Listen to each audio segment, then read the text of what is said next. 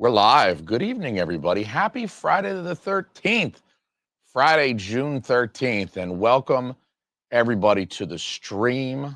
I am your host, the Chopsocky dude. I'm the Chopsocky dude now. I'm your boy Jay. I'm the Chopsocky man, formerly known as the Bishop of Bull Moose, and I would like to welcome all of you guys, ladies and gentlemen, vor he's and vor hers. Shit, it's June. Even the vor zims and the vor z's are welcome to the stream. I'd also like to welcome my co-hosts for the evening who are going to watch this fine presentation along with myself. We'll be watching Friday the 13th Part 3 and providing our dignified and refined commentary of such. You're going to learn a lot tonight. I am joined by my man Brian from the last movie Standing, as well as my boy Chase from AV Pop Culture. What's good, gentlemen? What's going on, guys? Man, I'm just thrilled to be alive. I'm drinking a tasty beer with my boys and watching Friday the 13th. It could be a lot worse. I could be hanging out with my wife. I hope she didn't hear that. She is still awake. I got to deliver a joke like that kind of low because she's going to be like, motherfucker. My wife talks like Samuel L. Jackson in real life as well as like my imitations of her. I used to have this gag on Shit Happens When You Party Naked, my podcast. I would take like Samuel L. Jackson dialogue from one of his films and I would have her read it and do her best impression. And I would like play Samuel L. Jackson and then like let her hear him deliver the line. And then I'd be like, okay, your turn. She hated it, but it was like the funniest shit. People used to love when I'd have her. She'd be like, I've had it with these motherfucking snakes on this shit turd plane. Wait, is it shit turd? And she'd fludge the lines, and she was doing her best to try to sound like Samuel L. Jackson, but she does call me a motherfucker like Samuel L. Jackson all the time. That's not embellished on my part. People think that's an embellishment, but it's not. You should get your wife to do like You should get your wife to do like a whole ADR session of like a whole Samuel L. Jackson movie or something, and then put it in. That would be so good.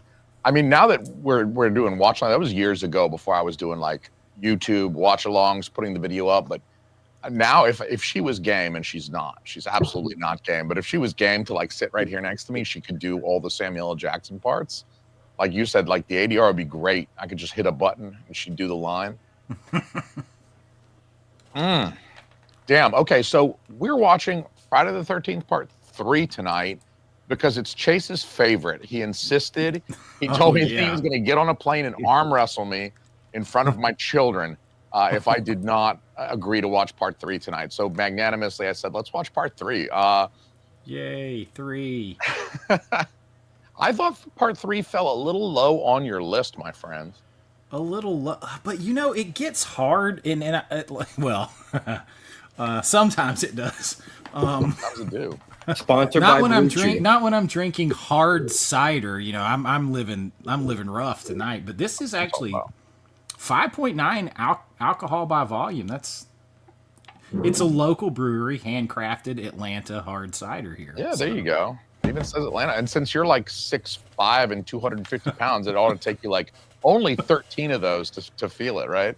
Sometimes it can take quite a bit, and sometimes it can hit me really hard. But let's see, where was it? Was 7, so it was like tucked like right safely in the middle. Hey man, you know, I told you guys he's probably already hammered. I'm having to drink something. I can't drink a whole lot because I'm taking massive anti-inflammatories because of my rib thing I got going on from sitting here editing too much. I was hoping you were going to say anabolic steroids. Yes, I'm too chicken for those. It's at 7 for me, so 7's like right there in the middle, middle of the road. But like, so I know you guys would move Jason Goes to Hell down. I have that one spot above it. Yeah. But what other one are you taking out from there? You wouldn't have Freddy versus Jason over it?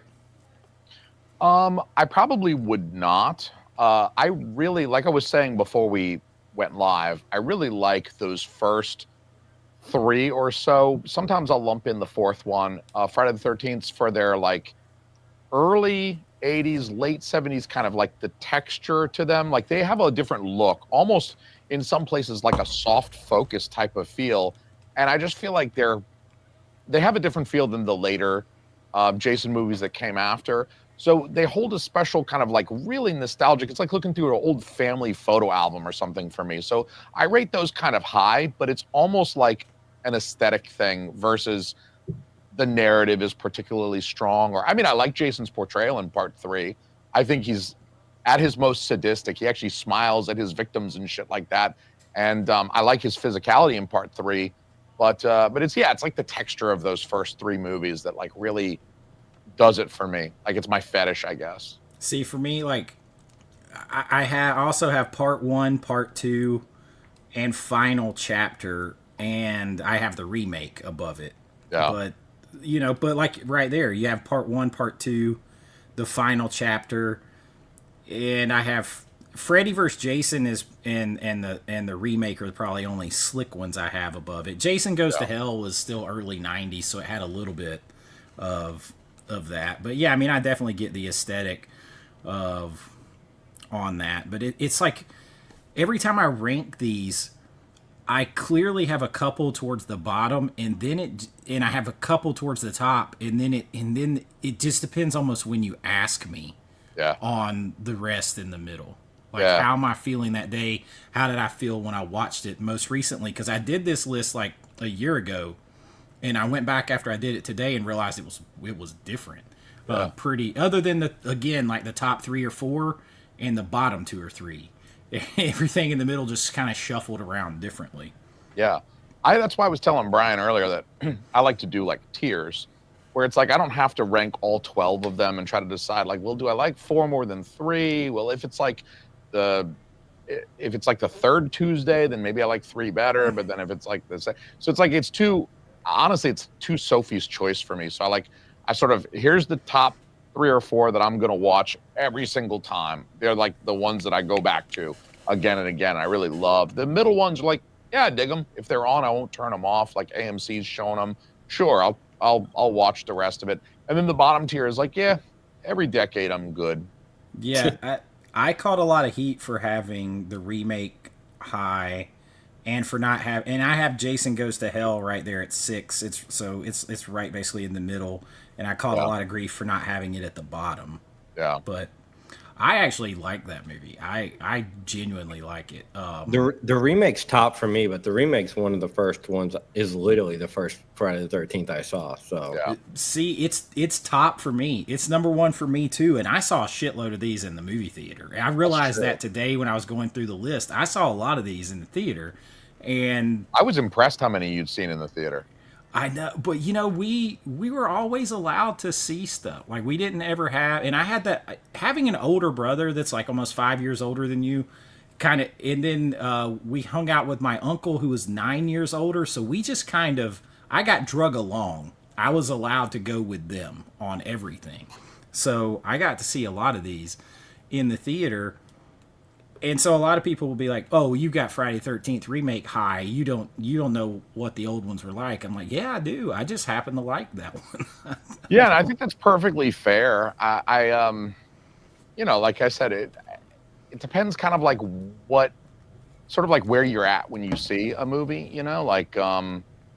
I think a lot of people probably dog on you for putting the remake so high simply because, that was like the last one they had seen. I mean, for me, that was like the most recent one that I've seen. I'd seen everything leading up to the remake prior to 2009 when the remake came out. So, technically that's the last one that I saw. And I don't think it was bad. It just, it's 2009. So it's like, everybody's driving 2009 cars and everyone's got a Nokia and they're playing Snake on their Nokia and like, that kind of thing. Although 2009, that was like almost iPhone territory, right? Like, didn't the first iPhone come out like right around then? I think one of them has like a BlackBerry. I feel like, or something. Yeah, like look at my BlackBerry. I got an email on my phone. Yeah, that's cool. So I don't blame you for putting it up high. I felt like it would be like if I was making an homage to Friday the 13th movies. Yeah. It would be something like that I made. Yeah. Now, I would probably stay away from making it look so good. I know that sounds weird, but I would probably make it look rougher. I feel like that's a thing of its time, though, because every film, like, look at the Texas Chainsaw. Jay, we've lost Jason. We've lost the focus on my. He censored himself. I did, didn't I? But it's so slick. It has beautiful cinematography. Look at all that bouquet behind you now. Yeah. Oh yeah, isn't it nice? I wanted this thing to be like. Almost. I know. It's like I can't catch the focus on this thing when I'm live. There you go. Almost. Oh, it almost had you. This thing is. There you go. Oh, there you go. All right. It's kind of like, here's the thing. If Friday the 13th, 2009 was made 9 years prior, it would look way more grungy and it would look more like the Texas Chainsaw Massacres, the Saws, the Hostels, because that was like the style of horror back then. Same way, like, you know, these movies in the 80s look a lot like 80s movies in the 90s when it took more 90s aesthetic. I think the 2009 was in that transition where we weren't fully into digital yet. There was a few digital films, but digital hadn't 100% taken off yet. But there was a little bit more of a cleanness to it, which I don't mind. I will say, this being my first time watching part 3, I was really disappointed by how much cock tease they gave us. Like, all the nudity was like just right under the camera. It's not there. It's just right under. Hey, Meredith. What's good, Meredith? How you doing? Hey, yeah, Meredith. I forget there's no nudity in part 3 because they cut it off like right there. And you're like, no, it's like when she takes off her top, you don't see anything. When she's in the shower, you almost got to pause it when she turns, and you might see a glimpse, but you know, that's like people were like, "Oh, I had new blood too low." As far as I can see, I don't think New Blood has any. Is it New Blood that doesn't have any? I think actually several. It's like 50-50 because I don't think part 6 has any nudity either. So I literally chat GPT'd it, and I was like, "Which Friday the 13th has the most nudity?" And they were like, "Part 5." Oh yeah, part 5. It's weird how they go from like part 3, no nudity. There's a shower scene, but it only shows her from the nips up. Yeah. It doesn't actually show the nips. And then part 5 is like, I think it was made by a porn director. Somebody in the chat, correct me if I'm wrong. I think the guy went from like shooting porn, then he showed up on the set of Jason 5 and was like, all right, well, like put your dick in her and we're going to film that until he comes out of the woods and kills her. And I'm all for it. I'm game for that. Like, give more porn directors the opportunity to helm a horror film and make it sleazy as fuck. Because I'm all about that. You got a lot of characters doing cocaine. You got a lot of characters fucking. Bro, like that's my vibe. Listen, right? I catch grief about that too. They're like, "Oh, you listen." For me, 80s kid, all the 80s comedies and horror movies, it was expected they would be sleazy. There would be TNA in them, and when I watch one that doesn't have them, I feel gypped. Yeah, it's the easiest way to sell a movie to a 15-year-old boy. Like, how the fuck else you want to sell a movie to a 15-year-old boy? Make it funny and or have some people die, but definitely throw in some naked girls that look good. And I mean, my ass at 15, I was like, dude, yeah, I want to watch that movie. Shit, yeah. That fucking Asian girl get naked, I'm watching that movie. Shit, yeah, I'm sneaking into that movie. The skinny dipping scene in part 2 sticks out to me. The moonlight skinny dipping, like, it is weird how they go from like full bush in part 2 to like no nudity in part 3 to like sleazy as fucking part 5, like tons of titties and nudity and shit. And then part 6 again, it's like no nudity. Yeah, it's up and down. And the remake has a lot. The remake has like pre-Sydney Sweeney level. Like, yeah. I wonder whatever happened to that actress. I only seen her like 2 movies, I think. Final Chapter has a balanced set. It has a balanced amount of nudity, if I'm thinking about it correctly. It's got some. Yeah, I'm trying to remember because like the one sex scene in, would you say part 4? Yeah, Final Chapter. Yeah. Yeah, because she never gets it on with the drifter who's trying to avenge his sister. He just doesn't live long enough to impregnate that Tommy Jarvis's older sister, because you know she wanted to. She was like, this random stranger who's living in a tent just off my property that I met 5 minutes ago, I definitely want to have his babies. He needs to nut inside of me. There's a full shower scene where it shows the girl in the shower a good bit, and one of the Doublemint twins is nude in there too. Okay. Which me at that time, that was a big thing because I saw them on the Doublemint gum commercials all the time. Yeah. So like, That one wild. that one's a good movie though. There's not a lot to nitpick about. That's just a damn good slasher movie. Part 4 of the final chapter. I think part 4 really hit their stride. I think part 4 was like that was like a high watermark, I think. But I like part 3 a lot because it feels like they're getting there. Like part 1 and 2 was really like, what's this whole thing about? Like they're still like getting their bearings. But by part 3, it's like, all right, this Jason guy's going to kill a whole bunch of teenagers, having some sex and smoking some pot. And then by 4, it's like, all right, he's bursting through doors like the fucking Kool-Aid man. Hey, cool. Brian, how'd you feel about part 2? The best outfit in the whole series, the girl in the Daisy Dukes with her butt hanging out, the smuts at the bottom, and the Mickey Mouse cutoff shirt.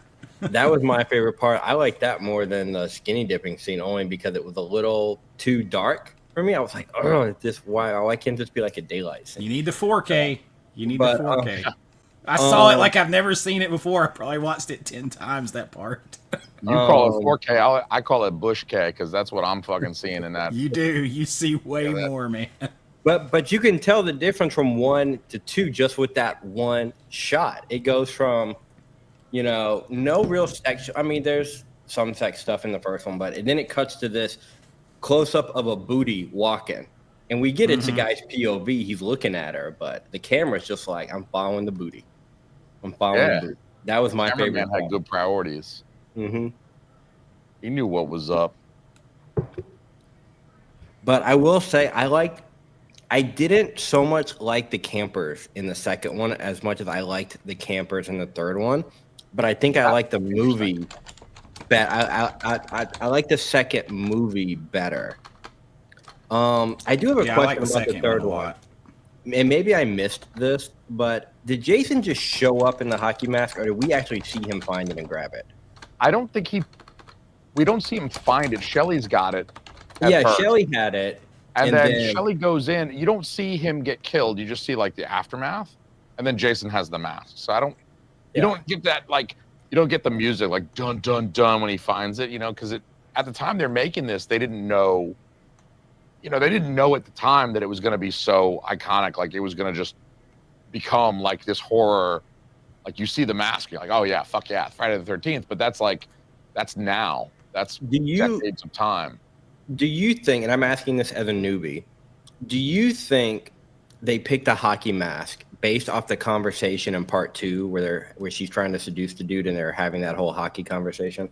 No, actually, the hockey mask was chosen because one of the crew members had a bag, his personal effects with him, and it contained a hockey mask. And they tried it on because they were trying to cover up Jason's the makeup until it was time to reveal it. Mm-hmm. So they tried it on, and everybody was like, yo, that looks sick. Let's fucking roll with that. So I think it was just pure kismet. Okay, because in the second one, they have that whole conversation about hockey for a second. Yeah. But I think hockey's just like a big thing there. It's like this is taking place in New Jersey, and like fuckers in that part of the world and north, and like even a little bit westerly, like Michigan and Wisconsin. It's like lakes freeze up, so people are like, "Well, let's play some fucking hockey," I guess. True. I think because I saw the remake first, and in that one, you see him find the mask, and it's like a deal. They make a big deal out of him finding the mask in the remake. When he showed up in this one, I was like, wait, he just shows up in the mask?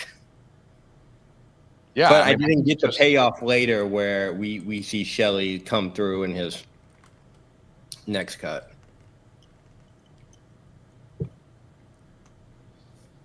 I'm related to that man. That is my younger brother. I was about to say, is that your brother? It's my bro. Broski, I love you. See you soon. Is he still here in Georgia? He's in Atlanta. I'll be seeing his anus on Monday. Mondizzle. Maybe look at the rest of him first. Yeah, I mean, I'll look him up and down. I'll inspect him, from stem to stern, including the butt. Give him a physical, a yearly physical. Yeah, I'll be bringing my latex gloves. Just kidding. I don't glove up for family. Oh, hey, Brian, I put this in the background for you. What, Jaws? Right there.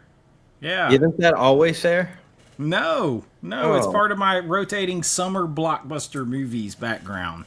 Yeah, but you know what I see that hasn't moved, that is always there? What's that? Star Wars VHS I got you. Yeah, well, that's been there for the whole summer background. I mean, that's a summer blockbuster too. So Yeah, I was there before summer though. That's been there a while. it's been, yeah, right there. I changed over when I got out of the Valentine's Day or the whatever stuff. I put it back there when you sent it to me. I still got my Kung Fu hamster back there. You can see that Hong Kung Fu Kong hamster Fooey. right there. Yeah, I mean, Jay- well, what do you expect from me? I'm the Hong Kong Fooey. I got to have my Kung Fu Jason, hamster. Sir Hong Kong Fooey. That is definitely racist of me to bow like that. I'm so sorry. I would like to apologize to the chat. Maybe we should start the movie now. Yeah. Oh my gosh. I just did the Kung Fu bow to everybody. All right, everybody. Are we ready? Do you guys feel ready to go? I'm ready. Do you want us to mute the volume on ours? Yes, please. If you would mute the volume. Also, if you are listening along, if you're in the chat or if you're listening to this later on down the line, now would be a great time to queue up that Blu-ray. Get that bad boy ready to go. I'll count down. I'll do like a 3, 2, 1 play, That way you can sync up pretty well with our audio. Are you gentlemen ready? Everybody sync it up. Yep. Sync it up, baby. Sync it up and stink it up. 3, 2, 1, and play. I will say after watching this, now I know the Blu-ray is a 4K scan, but I could totally see this benefiting from a full restoration because you can see some like dust spots in just a few places, but you can tell that they just scanned what they had and they didn't properly like restore it. Did you watch the Scream Factory version, right? I watched the Scream Factory one. So the only Scream Factory one I hadn't watched, I'm only up to 3. I did on the first one, I did just watch the 4K. Okay, because you have the 4K, so yeah, you might as well. And here's where we get like the first. I'm going to cover this up so YouTube doesn't yank our schnizzle. This is my only issue with a first timer to this marathoning this, and we talked about this before, was the whole super long recap for the first one or the previous movie. Yeah, I'm like, we just saw this, I completely agree. I think putting the whole last reel of the previous film in is total overkill. Somebody did tell me in part 4, though, it's more of like a montage mashup instead of just a full like recap. Yeah, this is the only film where they do like a full like 15 to 20 minute recap. In the second one, they show you bits and pieces. They give you a montage, and then they continue the story a little bit because she's still alive. It's kind of following. Yeah, yeah, which makes sense because you pick up with Alice's death at the beginning of the second one. So it makes sense that they would want to recap, kind of like, why are we following this Alice character? Why is there a head in her refrigerator? Why is she being murdered with a screwdriver?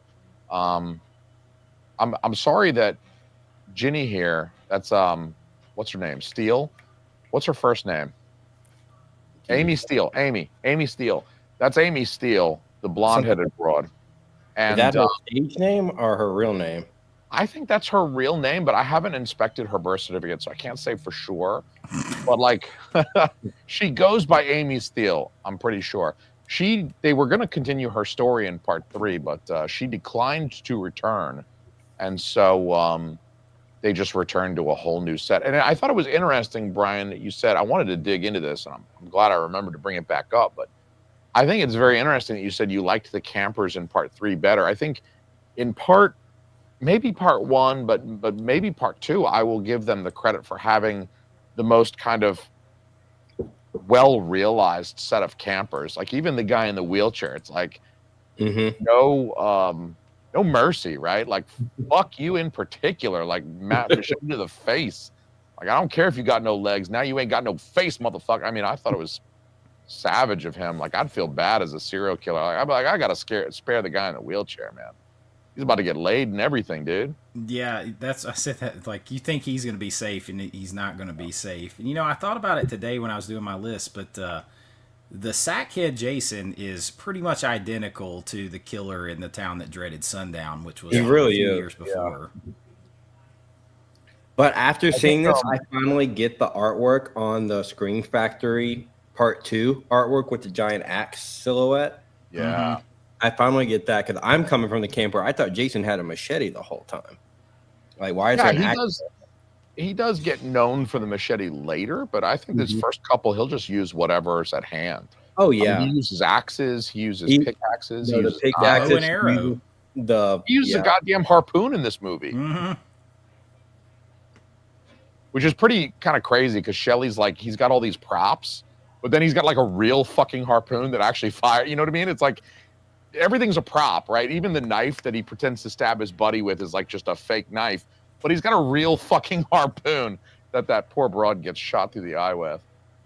Like they are literally playing the whole reel for this. Yeah, They didn't cut this up. I feel like they excuse me. I think it's just a relic from the old VHS days where they're like, these people haven't seen, they're only renting this one because it's hard to rent movies, and they haven't seen the other one uncut in however many years at this point. So let's put the whole thing in there and catch them up. She sinks that thing well past his clavicle. Do you see how deep that is? I had to look back because in the first cut it's just here, and then when they show the wide, it's all the way down here. I'm like, it's down here, like into his pectoralis. Yeah. I mean, that is well past his. I mean, I don't think she could. I don't think she's got the body mass, or that machete is also duller than my dick. I don't think she's getting it down there. But that was an axe, though, right? She had an axe, right? I don't know. I thought that was the machete. That was the machete, yeah. I couldn't tell. It was so dark. I mean, regardless, I don't think a motherfucking samurai could do that with a katana. You know what I'm saying? Like, they take 2 whacks to get a guy's head off half the time. She buried that thing. I mean, that might have severed his aorta as deep as that is. With this recap, this movie is only about 94 minutes, so they may needed it for runtime. I thought it was less. I thought it was only 73 minutes, and this is, or maybe I'm thinking of a different one. I think this movie would be about 25 minutes. It would be shorter than an episode of Cheers with the commercials removed if they didn't show the last reel of the second movie in place of it. It'd be over in no time at all. I like, why won't she just open your fucking eye? Open your fucking eyes, lady. Just open your fucking eyes. I thought she was. I thought they were going to do that. I'm just waiting for it. I'm like, oh, it never happens. But every time I watch this with the slow zoom in, I'm like, all right, here's where it goes. Nope. Fucking 3D. We got to have those fucking words coming out at us. I do like the 3D gimmick, especially the first one you see with the baseball bat. Yeah. I don't mind it either. A lot of people complain about the 3D, like the shots that are obviously like intended to capitalize on that 3D. I never mind it. I you know what it is, but it's like, I don't know. It's interesting. Can you guys hear the movie? I can't hardly. You can't hear it? I can hear it. No, I can't hear it. Barely. Okay, it was very loud in my. I turned it down. I don't know, 2 minutes ago because it was 3 minutes ago because it was very loud. I can hear it. Is it better now? A little bit now. Yeah. It's like super loud coming through my headphones, and I don't want it to drown you guys out because it's actually on the same channel as both of you gentlemen, and your voices are important to me. So I can't take the channel down, so I have to take the check in with the chat and see how are you guys hearing us? Can you hear me and Brian and the movie? You see, Video Goulash said it too, like what we were talking about off screen, Jason, about the disco. Yeah. He called it yeah, we were talking about that off camera. It's the disco theme, and I dig it. I'm honestly like, I mean, it's June, so I don't care if I do sound gay. Normally I say I don't want to sound gay or nothing because it's a reference to Orgasmo, but in June, I actually don't care if I sound gay. I like ABBA. I'm going to play some ABBA tonight, honestly. So I like the disco shit. Like, come at me with the disco Video shit. Goulash, that's my boy Chance. He says he can hear us fine. Okay. What about the audio to the movie? Can you hear? Can you hear the audio to the movie? Yeah, can you hear the... Meredith says she can't hear the movie, but she can hear us. That's phenomenal. I hear the movie pretty loudly. Let me see if I can... I remunerated this before, and maybe it's because I disconnected. My output is still the Rodecaster. Okay. Gay is in. This month it is. Chance said he can't hear. How about now? I just cranked it. I just cranked that the movie audio right back up. God damn it, Harold! And I can deal with it as long as it's not too loud for the chat. I can hear the movie pretty decent now. Yeah, I can hear it. I just cranked it. I had it pretty low for my own sanity, but honestly, I don't have much. And as long as the chat is enjoying themselves, okay, Meredith says that everybody says they can hear the movie now. Okay. I just had to crank it Much up. Better, yeah, everybody says. I could probably figure out a way to put the movie audio on a different channel than you gentlemen, and then I could just turn it down for my own ears. But like it's loud as shit in my headphones now. But I don't You care. see right? Do y'all guys I'm see that? Chase, do you see the giant hair in the middle of the screen? Yes. Yeah. That's what I you're like talking this about. couple because she looks like she's 23 and she's playing, I don't know, like 53. Like, look at her. She doesn't have a wrinkle, not a gray hair. Her legs, like, look at the skin on her legs. Like, I don't know. It sounds bad. I've looked at the skin on her legs every time I watch this movie. You know. Well, and Brian's right though. Like after you come off watching part 1 and part 2 in 4K, because those are two of the best 4Ks I've seen, especially part 2, you realize how this one could pop with a full restoration. Yeah, because this one's just a scan and not an actual restoration. Well, and to Paramount's credit, they're not exactly cranking these movies out on 4K. I mean, they've taken their time so far with the first two. The third one and subsequent are not available on 4K yet. So my hope is that they will release these kind of maybe one a year over the next several years, but really give them the like loving transfer, the loving restoration, and make them all really as premium and pristine as the first two look on 4K. Mm-hmm.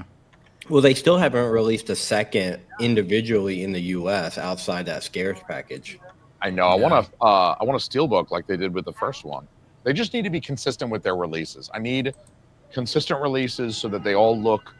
When I've got them on my shelf, you can look and it doesn't like. It doesn't trigger my autism when they all look different. Like one's a steelbook and the other one's a slipcover and the other one is, you know what I mean? Like then I have to burn my fucking house down. I had to take part 2 out of the Paramount Scares box and put it over with my other movies because I'm gonna watch it more often than. Do you keep your movies in the box, or do you just take them out and keep the box kind of at its own? I keep them in it.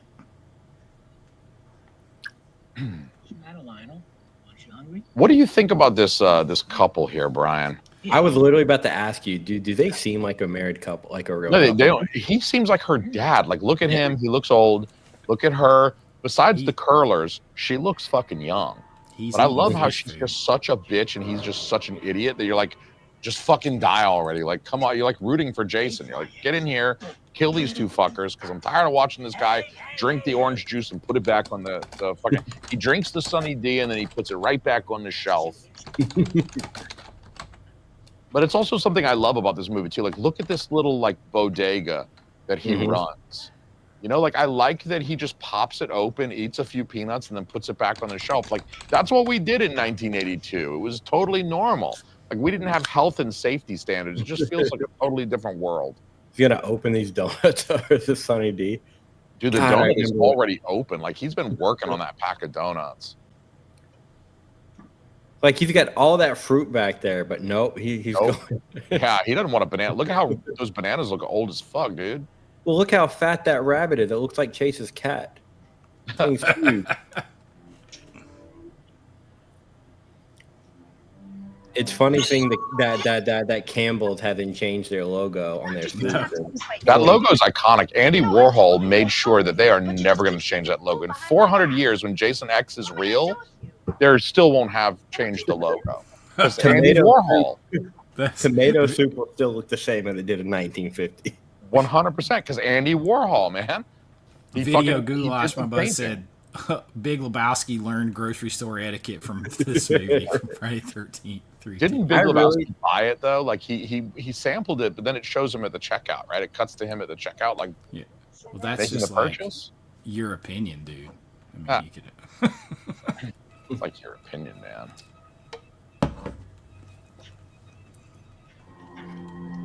This dude just started out eating fish food, drank some Sunny D.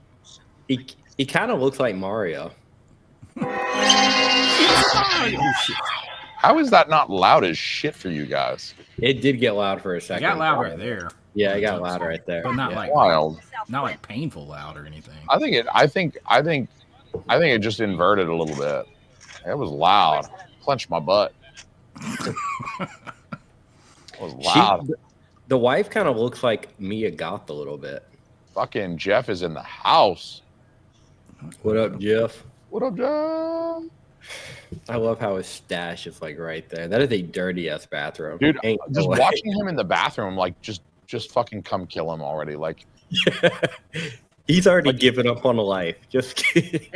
like his bathroom is essentially an outhouse. It's got corrugated steel for the wall. I mean, come on. But they got the He fire doesn't even hydrant wipe. there for He's gonna safety. fucking get up and start walking around that bathroom with a muddy butt because you get to hear him like do his like shit, and then he doesn't wipe, and now he's like fucking his.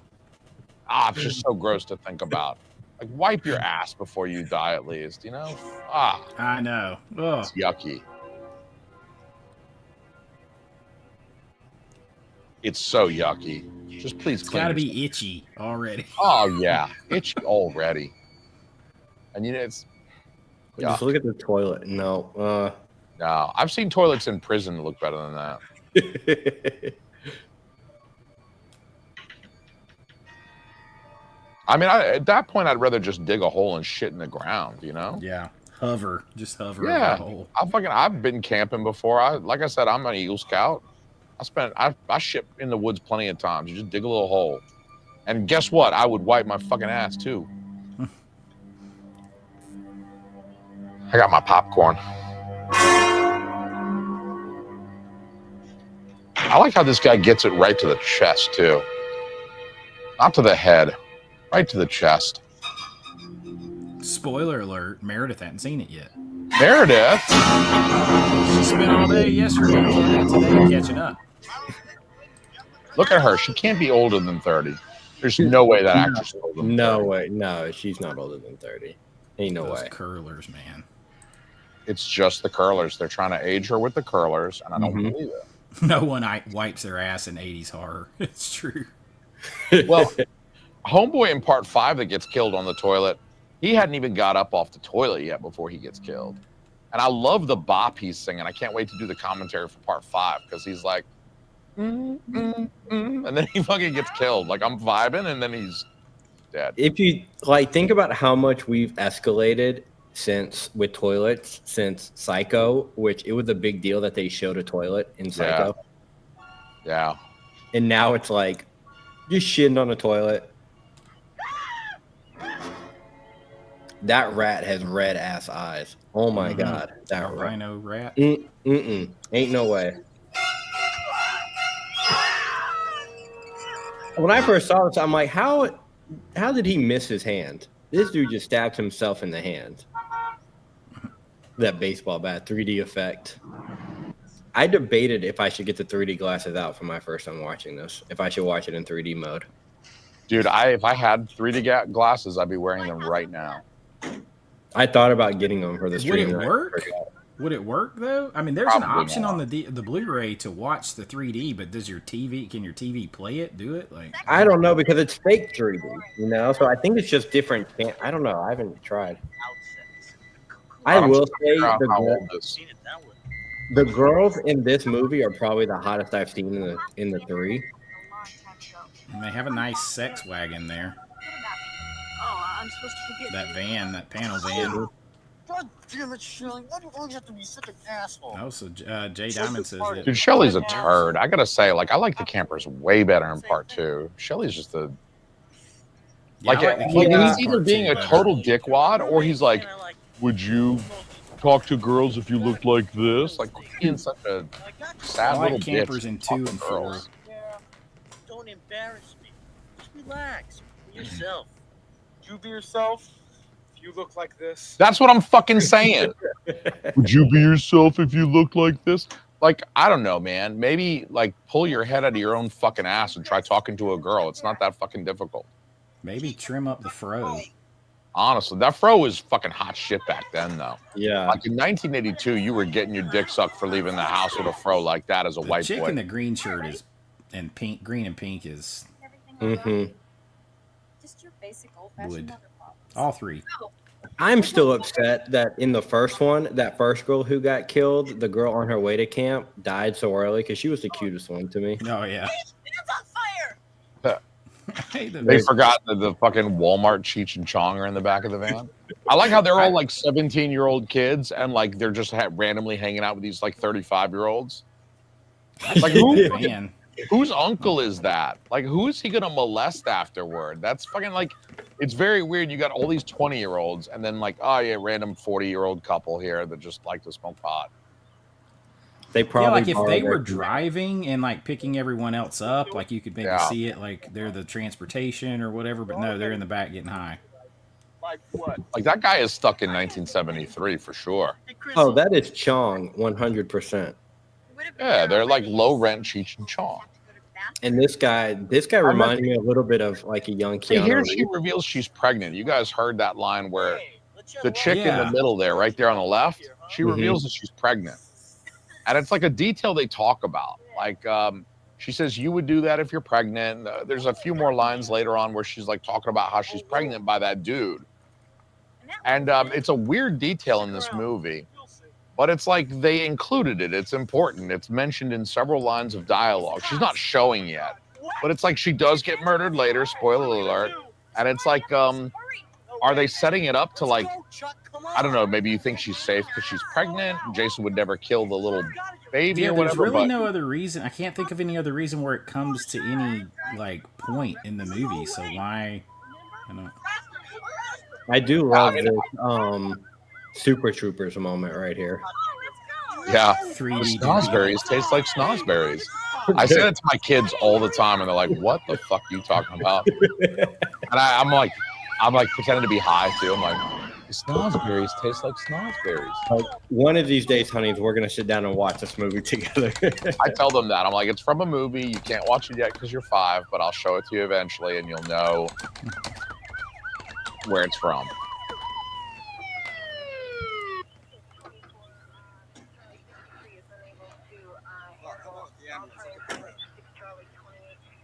Okay, you guys, show's over. Let's move it back over here, all right? Come on, you guys. I will They're say, bad. I do love, like, look at the color of this ambulance. I do love what old film made red looks like, because that red looks like the fake blood they used to use. It's Mhm. got this different kind of red look to it that I like. Hey, kiddo, don't let your imagination run away with you.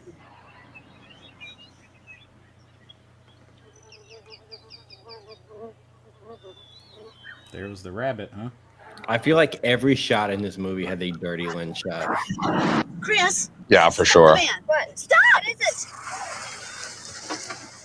it? What are you doing? Nick is texting me. He's salty. He got banned. I must have been taken. Suck it, nerd. He's accusing me of pre-recording this. I'm like, would I pre-record this? Have you? Look at the quality of this. Come on. You don't know where he's been. Thank you. What are you doing? Thank you. I didn't know I who love the Nick old was. guy. They have to replace the old guy who got strangled to death in part 2. This is the only 3D effect I did not like in the whole movie, where when he holds that thing up to the camera at the very end, and he's just like looking at the camera. It's the only 3D one I didn't like. Yeah. And He that holds whole it up shot to is the camera in a soft right sec. there. Look at all Yeah. that. And he's like, look, does he have shit stains on his butt? This shot. I have warned thee. It looks like a fucking old condom, dude. Like he. It looks got like a a chicken bag. gizzard. It Like, it's so- looks like a used scrotum. It's Like an too old- Yeah, long. definitely Yeah. looks like someone's foreskin. That's not an eyeball. That's a foreskin, dog. Yeah, Brian, top left of the picture on that last one had 2 like chunks. Oh, it missing was out. dirty, bro. I am noticing nothing but, because I was watching it on my TV kind of far away, but now that I'm watching it a lot more up close, I'm like, wow, they need to like really like get the dust pan out and like dust this thing up. What's up, Chris? I did not see somebody with the full name of Bearded Film Guy, so I think that's actually, I think he's frauding right there. Like, although I like to imagine that he's Shelley in real life. That's a ball sack. Dude, it was totally a scrotum, wasn't it? They miss a good chance from the Augo group skinny dipping right here. I know, right? But nobody wants to see Shelley get naked. No, but hey, he could. I'll look. take anybody getting naked in this movie at this point, because they don't even. This is the Netflix 2025 version of a Friday the 13th when it comes to nudity. Oh, that's cool. That's cold, but not completely inaccurate. I'm just glad the chick from Stranger Things isn't in this fucking movie. Bro, have you noticed how all the memes of her online, like she's like 24, but everybody's saying she looks like she's 30 Yeah. or she's 40. Rick. I like how this Rick guy is just horny as fuck. Like And he's this just guy like, looks way older too. Oh does. yeah, he's definitely way older. he's 37. But he's like, is something wrong? Like you're not sucking my dick yet. We've been back together in the same room for 10 seconds. I know it's only been 2 years, but I feel like I've been away forever. You're not on your knees yet. She's pretty hot though. I'll give him that. She's gorgeous. Even the paintings are still crooked. You've certainly changed. Don't you even say hello anymore? I'm sorry. She's like, I'm sorry, you Hello, scared the Rick. shit out of me and just fucking Well, that's a smooched start. me. I didn't even know who you were. Slow down, please. This guy could be Lane Smith's son, the actor, the dad from Son-in-Law, the guy in My Cousin Vinny. Yeah, he does look. Yeah, Little jealous. damn, I didn't even notice that. He does look like him. The same He was also in make and model tire. Dark Knight of the Scarecrow. Mm-hmm.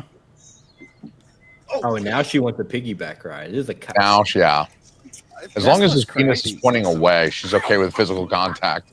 You put together this cast of beautiful women in a Friday 13th movie, and this is one of the ones that has like no nudity. It's kind of. I will say, I think my only thing, and this may sound whatever, but the lead chick in the first movie had too much of a tomboy feel to me. Yeah. Yeah. Alice? Mm-hmm. Yes. Alice, sweet Alice. My bad. I'll take care of it. Different movie. Silly, what are you doing? Like, why was she surprised that he was in the van? Like, he's 200 pounds. He's an adult. You would have seen him. You know what I mean? Like, Not skinny enough. I know the audience doesn't see him, so it's like a jump scare for us, but it shouldn't be for her. Like, he's fucking right there. Look how soft focused those two are in that. when they Yeah, walk I noticed some That's what I was talking about earlier. Like, I love that kind of feel to their Jason entering the barn. Is this shot anamorphic? I didn't see any lens flare, but there was almost just like on the corners, this chromatic aberration-ish Yeah, kind of there thing. is on the. Oh, That's the 3D shit, though, right? Like, I've noticed. a lot It of might that be the watching this. 3D lenses. It they're might using. be. Yes, you're right. Yeah, because they have an attachment that goes on the front of the camera. It's about yay big, and they use that for the 3D shit. And it's like why not? it's like a pair of, I don't know if it's different lenses, but it's like two pieces of glass side by side. And like every now and again, you'll see like it almost looks like the old CRT TVs they weren't converged properly, so like the red and the blue would start breaking off. And every now and again in one of the shots, I'll notice that in this movie where it's like it just doesn't seem like perfectly converged. Yeah. Yeah, no, I think I think it's a 3D thing. Let's see. I'm trying to see how it was. I'm gonna tell you what it was shot on. So, like, would this convert well to 4K? If it was They shot should to- still be able to do it because there's a. It should be fine because there's a 2D print of it. because Yeah, they filmed they it to 35 millimeter still, so they can still at least clean it up. I realize I'm just Oh yeah. a country boy, and my feelings really don't matter. This is the sweat of a worker on my forehead, not of a lover. Now, I Shot believe with a 3 depix. like every time I watch this, I like this Rick guy less and less. I'm like waiting for his head to get popped like a grape later. now's the time, and now's the place. You know what I mean? So what I think we should do, set aside 3 hours a day to fulfill our needs. 1 in the morning. You said 3 hours a day. Somebody needs to tell Becca the more things change, the more they stay the same. Some shit just don't get old. And by some shit, I mean boners. Okay, so they use the over/under strip process. So they've actually got. Oh yeah, the over-under strip process. Or we like to call it in film terminology the reach around. I love a reach around.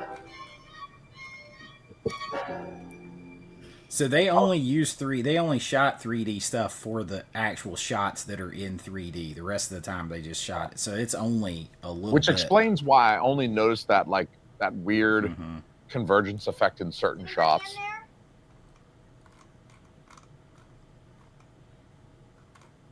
Like this stuff looks fine. It's still a little softer. I love how textural. Like there's so like many that like wide shot is super soft. Like the close-ups are Yeah. fine. It's the wides that are a little soft.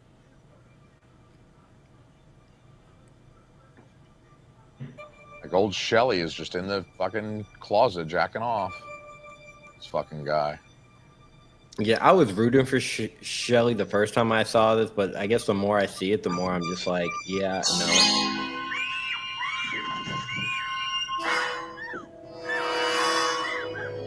Don't look at it. Just get the hell out of here.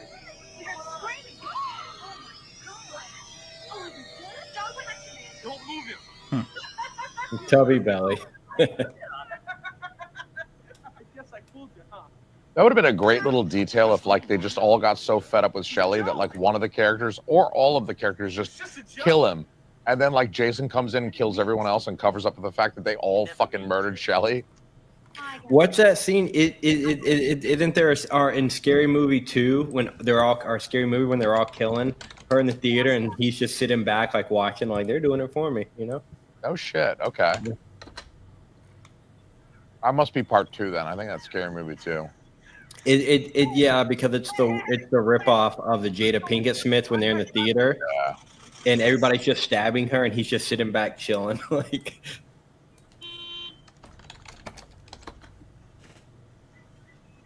I mean, dude, his pants. why does he dress like he's from in 1950s? I'm right just now? about to say that same thing. Dude, yeah, for a chunky guy, he wears some tight pants. Some high waters. Chris, what up? What's wrong? And dude, he left the house thinking the high waters and that white dude fro were gonna get him laid. Mm-hmm. Doesn't know what happened. I know it, Deb. I'm not gonna lie, I kind of miss Seeing things and hearing the way things, people like how girls dress back then. probably just Oh, yeah. imagination. You watch you these mean old your- movies and there's not a pair of yoga pants to be seen. I know, dude. I Nope. gotta admit, the yoga pants are Nothing's gonna kind of happen. old We're all gonna be at this point. I mean, I'm not gonna complain about the yoga pants, but fun. when I feel like I'm like because I work with nothing but women who wear yoga pants. I'm like, do you only have like one pair of black pants in your closet? This is where the movie turns for me a little bit Yeah. Shelly. when they introduce these characters. Mm-hmm. You're just looking at porn. I love it. Yeah. Hey, look, He's they got like, my there's no magazine nudity in there. this movie. I gotta find the magazine. Did you guys see my my comic book there? Excuse me. Master of Kung Fu right there. That's my comic book, motherfuckers. Hong Kong Fooey. Hong Kong Fooey, motherfuckers. Bro, I legit feel, and I told y'all this in the chat, I really feel like this black chick, Fox, just walked out of the set of Michael Jackson's Bad. Yeah. He really did. Are the Warriors. Yeah, or the Yo, Warriors. rubber? Like, is this yo rubber? Like, no, bitch, I ain't got a dick. Not my rubber. It's Shelly's rubber. Been in there since 1968. Shelley's got some 20s coming out of his wallet, which for 1983 or whatever. Yeah, that's ballin'. Dude, he was hustling, dude. May I please have the wallet? He makes a comment about the 20 later, too, when they leave. It's real nice. These All right, characters. let's be real. Okay, look. It's Crystal Lake. It's a small town. Not only do they not have punks, but like, do they really have black people in Crystal Lake? Don't you think the small towners of Crystal Lake would be like, all right, we don't tolerate this kind of mess around here? It seems like Crystal Lake would be more racist than that. Am I the only one thinking that they would have been? Yeah, they would have done something. I'm telling you, I think you were on to something. I think they called Walter Hill and they were like, the Warriors was cool. Yeah. You got some outfits left over? I got an idea. Yeah. When mom is like, we've got warriors at home. This is the warriors at home. I love how he stops the car using like his kung fu thing. Like he's just gonna stand in the middle and be like, hold it, you know? I love how, you know, I'm like the whole time I'm wondering why the fuck is this guy wearing a literal chain? Like Yeah. when the guys rap about like having chains around their neck, it's like gold chains. This guy's got like a literal chain, but then he wraps around his hand and he punches through the windshield. It's like, oh, okay, now Yeah. there's an application. He's just gonna stand in front of the car and do this pose to stop them. I love that. He does his kung fu shit. And he Would've smiles like 100% they ran actually over his suck. ass. I know, look at that smile. Here comes the 3D. Boom. Mm-hmm. They didn't hold it for as long as I thought they would. I thought they'd hold it longer too. Yeah, like you got to see his fist in the camera for a second. Like give it a full beat. You went too far this time. I like how he says he went too far this time. Like we've got a history with this guy. Mm-hmm. We didn't just meet him 3 minutes ago.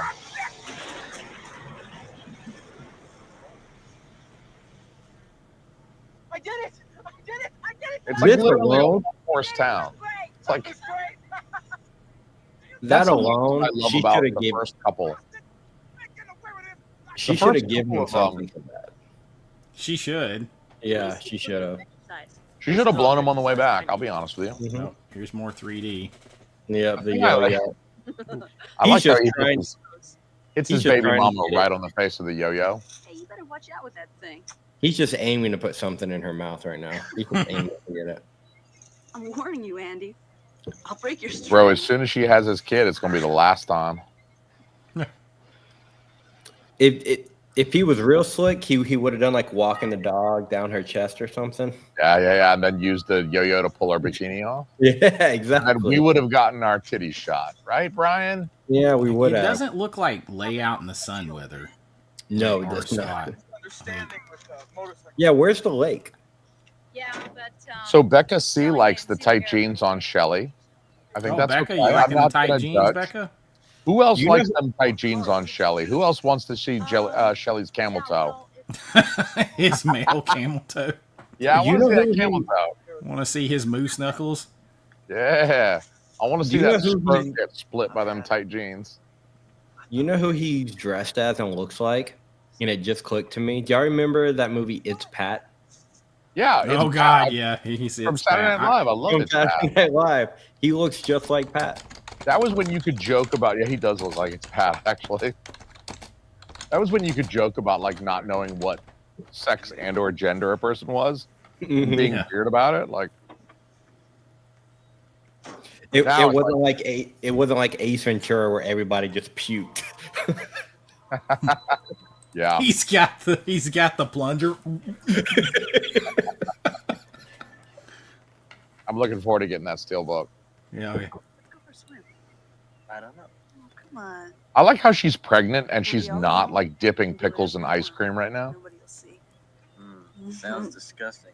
She's should- about to dip a pickle into her ice Yeah, cream. I mean, it should be free for all, right? If it's already, you know. That's the thing. Once they're already pregnant, it's like, all right, well, there's no incentive to pull out anymore. So I don't know why I really like this shot. Oh yeah, with Because the she's feet bending going to the over? outside. With the feet, but how she's posed too. Mm-hmm. I like that. yeah, of course you like how she's posed. She's bending over. But you don't see the full thing. It's really, and then these guys show up out of nowhere. They don't even show them roll up. I love this dude. Yeah, like how did they know exactly where they were going to be? Like, did they? Like, and didn't this guy's bike get messed up by the tire? Yeah. You know, I think all three bikes got run over, and so it's like, how would you have been able to follow them in such a rural area? It's like they could be anywhere. Mm-hmm. Hey, we got There's some tight jean male moose knuckle going on there. Yes, I do think I can see his schmack through his pants. what is Let's that see thing the he's schmeckle. wearing as a wristband? What is that leather thing he's got on his arm? I don't know, man. That's the Warriors, dude. That's the Walter Hill influence. Mm-hmm. She's doing her best Pam Grier, like. She's Yeah. really doing her best Pam Grier sneer.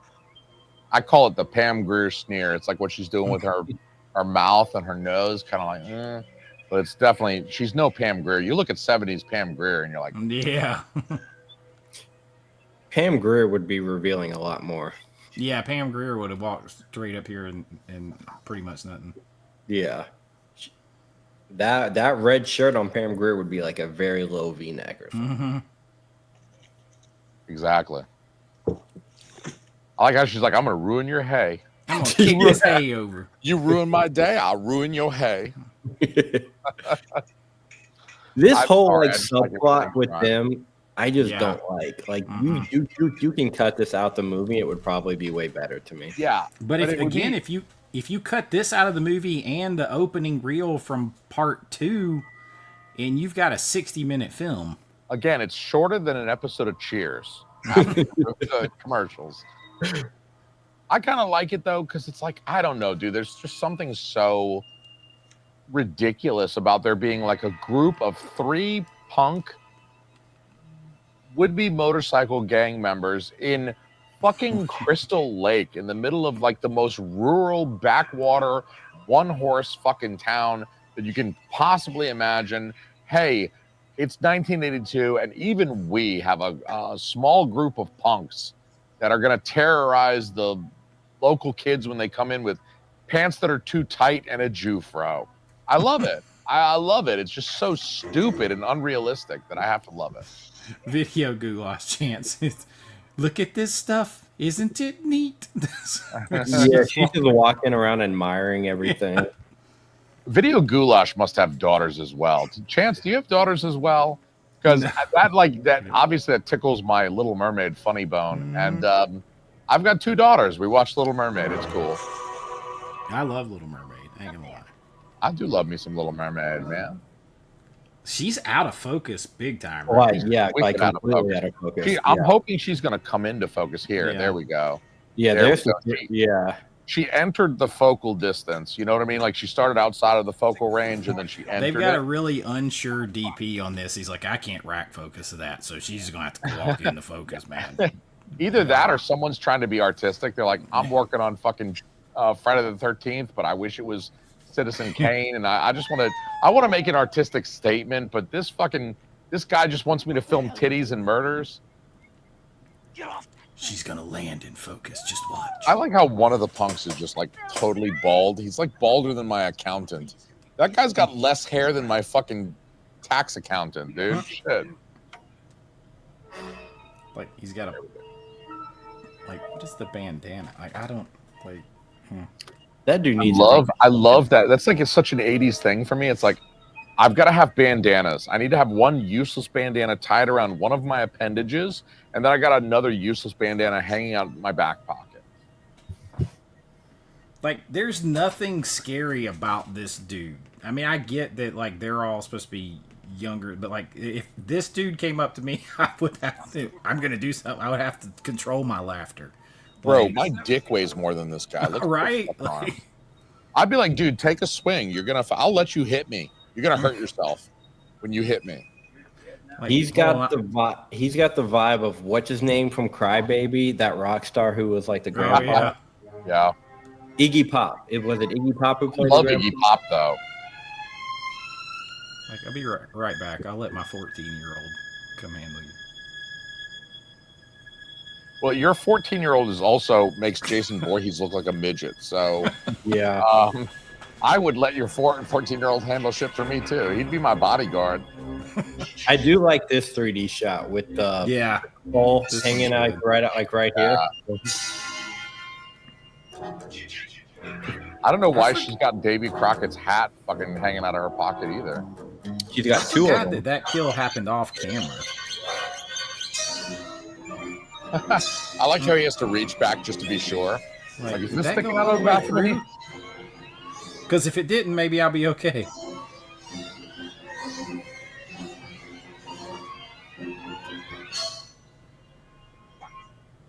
I love that family had just enough like pitchforks to kill the 2 punks. Mm-hmm.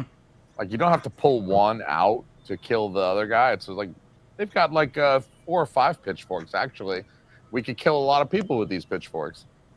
They don't even cut back to the campers at all in this scene. This is like a whole long segment just for these guys. They are nothing but cannon fodder. They're extra dead bodies. That's Brian. The campers are all skinny dipping right now, and we're missing it. Off camera, yeah, that's it. Yeah, they're all naked. They're all butt fucking. Shelly is crying. They made Shelly put his clothes back on. He's crying, he's sobbing. Everybody else is naked and fucking. They're writhing around. It's hot as shit, and we gotta watch these guys die. Chance said, no, just the redheaded girlfriend that sings that song on repeat. Isn't it neat?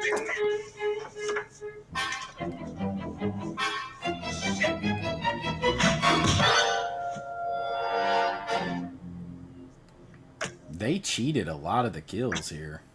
A lot of the stuff. I love how he's whipping his ass, and then when he comes back, yeah, whatever. Who's gonna tell Carrie that he misspelled douche? They I don't. Nobody can spell that. The B key is not even near the D key, though, dog. I don't get this guy in the handstands. He does that shit when she's taking a shower, and I'm like, I don't get the handstand thing. The dude is, but it sets up his eventual death because remember he dies in the handstand later. Yeah, he's like, I'm a He gets handstand chopped guy. through the crotchal region. That was a cool shot, though, like the underneath shot of it, like the 1 second you see it. He's like only slightly less douchey than guys who ride unicycles. Wait, that wasn't the pregnant chick, the chick in the bikini. This is the pregnant chick, right? No, Chris is not pregnant. She hasn't had sex since Jason raped her like 2 years ago. And let's talk about that because this is the scene I want to talk about. Do you guys think that Jason sexually assaulted this young lady? I don't know, but I am not a fan of the massive overlay that they did for it. I mean, she's clearly traumatized, right? I mean, she's obviously suffering PTSD. That much is clear to me. Have you seen the poster to Jason Goes to Hell with that little snake thing? Can you imagine what that would be like inside of a person, you know? Well, dude, in Jason Goes to Hell, it does crawl up inside of a corpse's vagina, which is That's awesome. also true. They're passed the fuck out. Of course, the stoners are passed the fuck out. And these nerds are juggling, and both of these chicks in the corner are like, we just want to get laid. What do these nerds do? Dude, I love the idea of like just straight up ignoring a girl to like juggle or do a Rubik's Cube or whatever. Like that was always my method. I mean, that's how I landed my wife. I mean, I would ignore her and I would work on a puzzle. I was building a 5,000 piece puzzle and they're just ignoring her.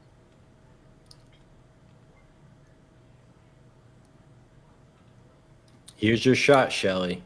I know, and he blows it. Yeah.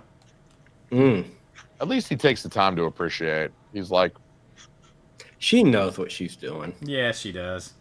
That's why she put a leg up there. You know what I'm saying? Yep. You really are very good at that.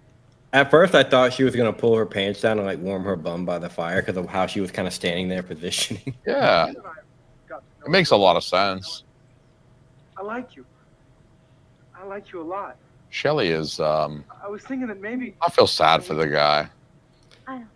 He lives a pathetic life. He learns how to juggle really good, and then he dies. And then when I get back in, we'll talk. Okay? And then he has the audacity. I love how she walks away and he's like, bitch. Talk. It is kind of misogynistic of him to be like, dude, she's been quite reasonable with him. He hasn't really demonstrated that he has a lot to offer. Like, you know. Hey, now he ran over the motorcycles and all that kind of stuff. That's true. That's true. But he got blown on the way home for that, right? He should have. Something I like to think. That's headcanon for me, is that he got roadhead on the way home. He's never felt the warm touch of a woman before, but she could have at least done that. You know, the warm touch. She could have, you know. Yeah, you mean like jerked him off? Yeah, she could have gave him a little pat. That's what I'm talking about. Even Jonah Hill and Superbad got something. Yeah. That's true. Shelly is aptly named.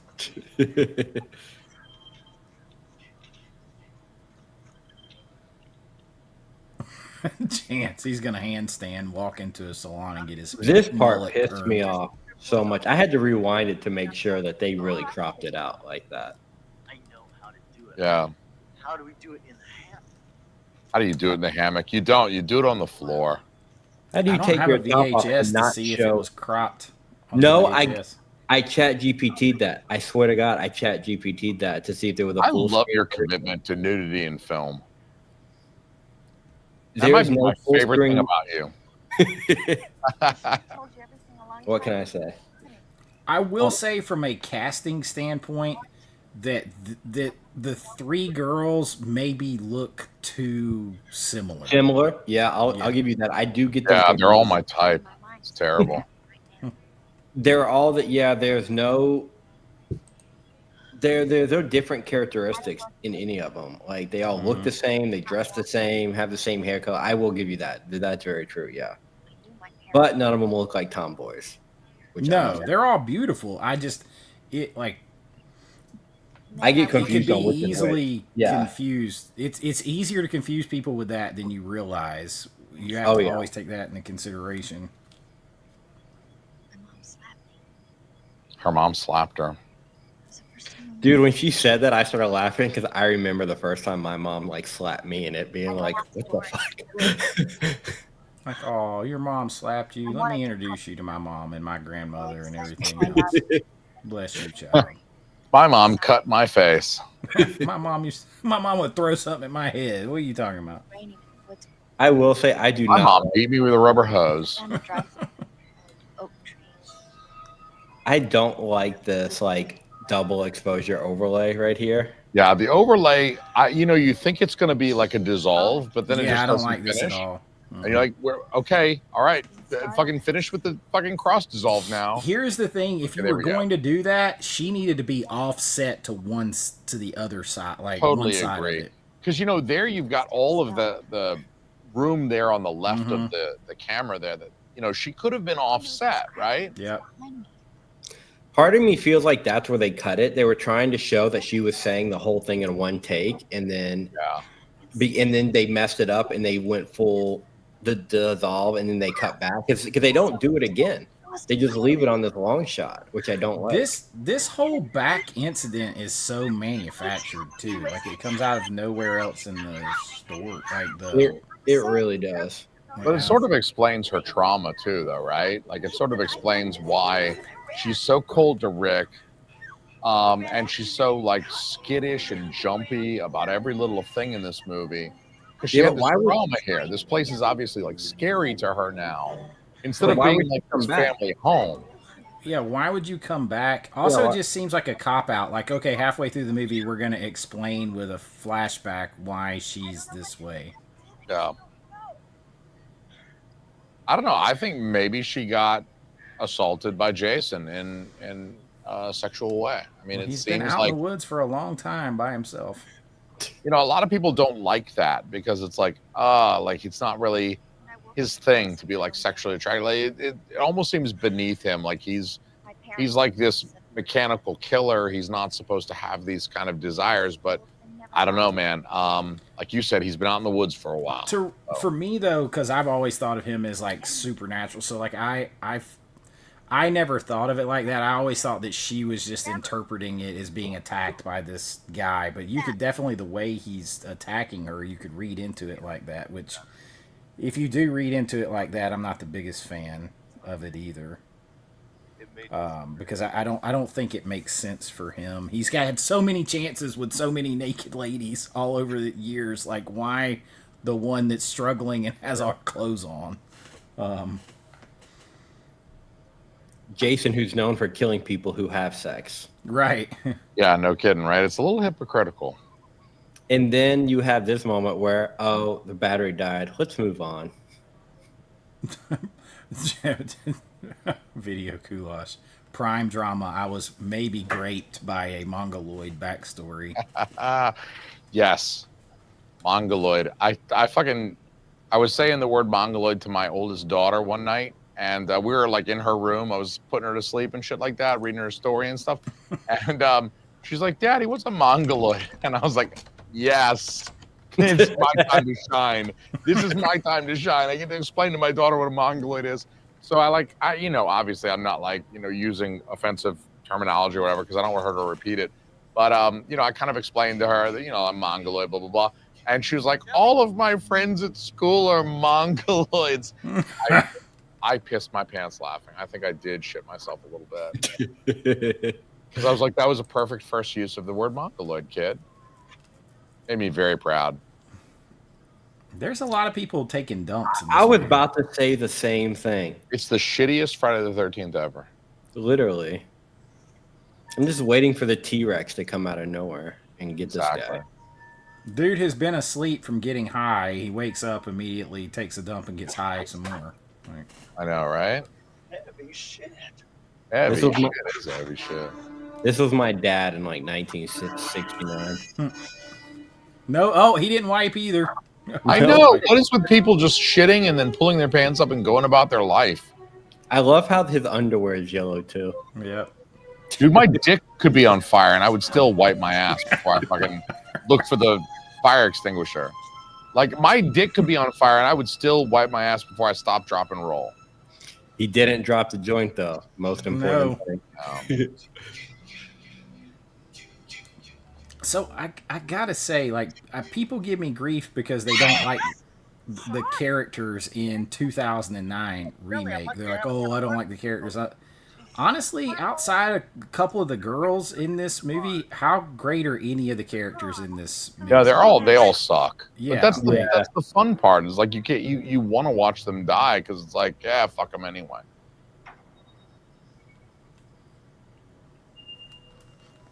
This does not look like a realistic couple either. Hey, man. It's all about the drugs. Chicks That love is the definitely weed. like the dude that stands there while his wife is paying. He just stands behind her with his hand on her hips or whatever. He's like, she's fucking paying for all this shit. And he's like, hey, baby. That dude hasn't had a job since the 60s. Hold the joint, man. I like how she's also dressed like my fucking 80-year-old aunt. She's like the hip pot smoker, but she's like dressed like I just keep thinking he didn't wipe his butt. Like, I know. It just once you notice, it's like it never goes away. Like, I can't unsee the fact that he's just walking around with like squishy cheeks. yeah, he's got fucking squish cheeks, dude. So gross. And he's touching her and shit. Yeah. Forget about washing your hands. It's an outhouse. She got a little booty on her though. She does got a little booty. God, I hope the girls wipe their butts in this movie. Oh. Very hard. You know, this is going to be a stupid thing, but one thing that bothers me about this movie is how short Jason's shirt sleeves are. I don't know why, but like you see this much of his forearm, even like when the shirt sleeves all the way down. I just think it looks weird. Didn't he steal that shirt from that Harold guy that he murdered, though? Did he? Wasn't that the clothes were all on the clothesline, so he just grabbed new clothes from that Harold guy, right? Okay. She's sitting there waiting for him to just come and talk to her, and he has to pull this shit. I like the fact that he's like, I'm gonna go put on a whole fucking wetsuit. Like, that's commitment. I just want you to like me. I do like you. He's stuck at like when you're in kindergarten and you beat up the girl that you are, like you punch the girl that you like because you think it's cute. He's like stuck in that era. You don't have to say it. And then you grow up and you start taking a shower with her, and then you pee on her in the shower. Was that just me? Well, It's not didn't just she me, give right? him the kind of blow off earlier though? Like She did. She was like, "No, it ain't gonna happen. We'll talk later." There's a fucking hockey mask. So like, how later? Then later, like, how is he supposed to be like? Well, she still might like me, like. And if she does, she's obviously more experienced and more assertive than him. She has to know that he is a beta, for the lack of better word, with no experience. She's gonna have to be the aggressor if she's interested at all, especially once she kind of shot him down once already. Yeah. He's like, I'll show that bitch. I'm gonna go jack off in this fucking shed. I'm gonna go He's jack like, off. I'm gonna go plan up a, plan B. He should have just walked over there and said, "Could you unzip me?" I love how he's looking at this barn like, huh, I've never seen this before. What's inside of it? I can plan my next great prank. Yeah. And I like how everything he's got is fake. It's a dummy knife. It's all fake blood. He's got squibs and shit. But that fucking harpoon is real, and it fucking shoots, and it works. And we have him to thank for the mask, though. Yeah, we do. Shelley is the guy who fucking made that whole thing happen. Without him, Here's who where knows? Friday the 13th turns into an after-school special.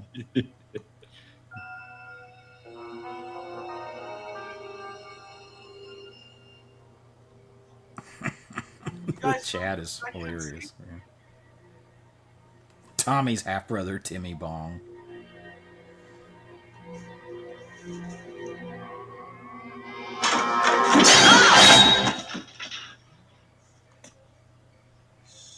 I don't know who's saving the fucking cow head, but that's I don't awesome. know, but that's not what he was thinking about when he was hoping he was going to get a little head.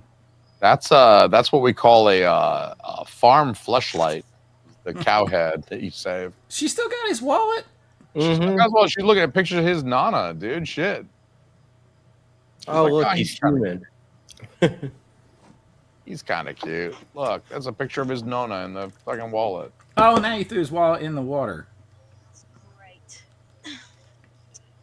I love how she goes to get it, how she like takes her shoes off and then like walks on this rock very carefully and then just goes into the water anyway.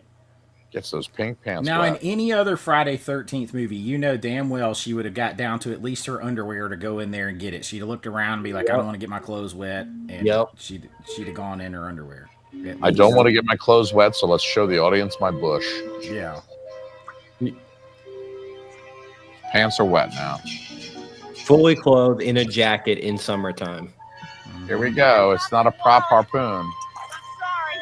I do like this kill though. I really do. It is a cool kill. I like how he uses the lightest, like, stabilize. I really thought he was gonna like do something. She's completely out of focus. Oh my god.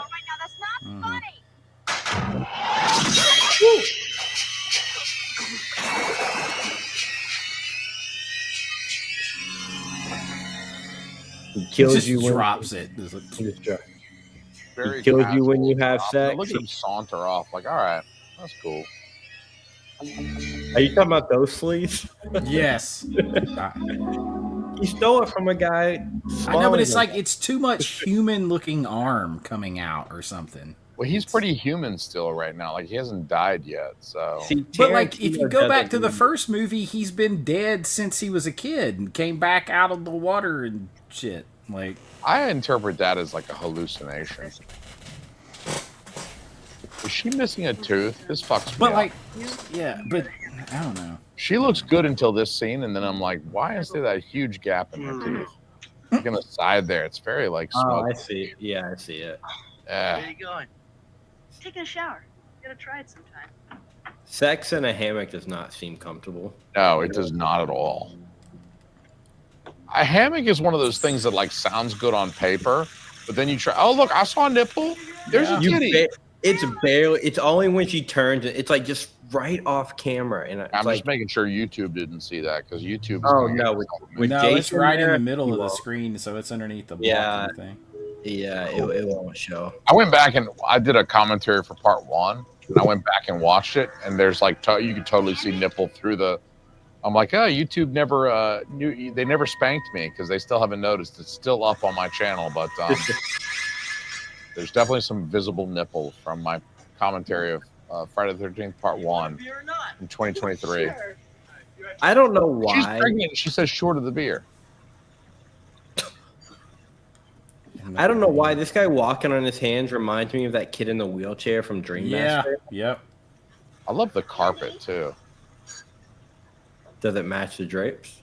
Why do I We'll- feel like I we'll never remember know. seeing more nudity in this? Doesn't matter. I'm gonna eat it anyway.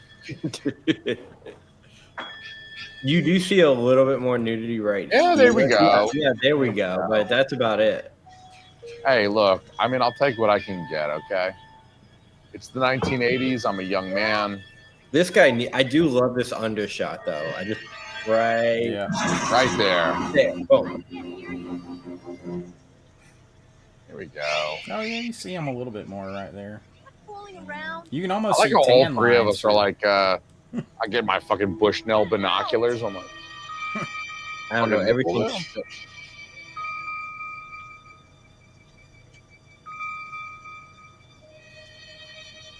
I'm just thinking of the reverse shot to that because they're shooting in a real location, and that wall is right up there. So when they did the reverse shot right here, It was clearly somewhere else. That or this whole thing is a set. Which it could be. It's just a room. Yeah. It's a great set if it's a set, though. I love the texture. Again, I love all the wood fixtures. I love the warmth. I love that of everything. really eccentric lamp right there. Mm-hmm. Yeah, I do love that. Yeah, see, like right there, no other Friday the 13th movie would have cropped right there. Nope. I know. What's with the robe, too? Just fucking throw those things away. No one needs them. I don't want that on my set. Get that fucking thing out of here.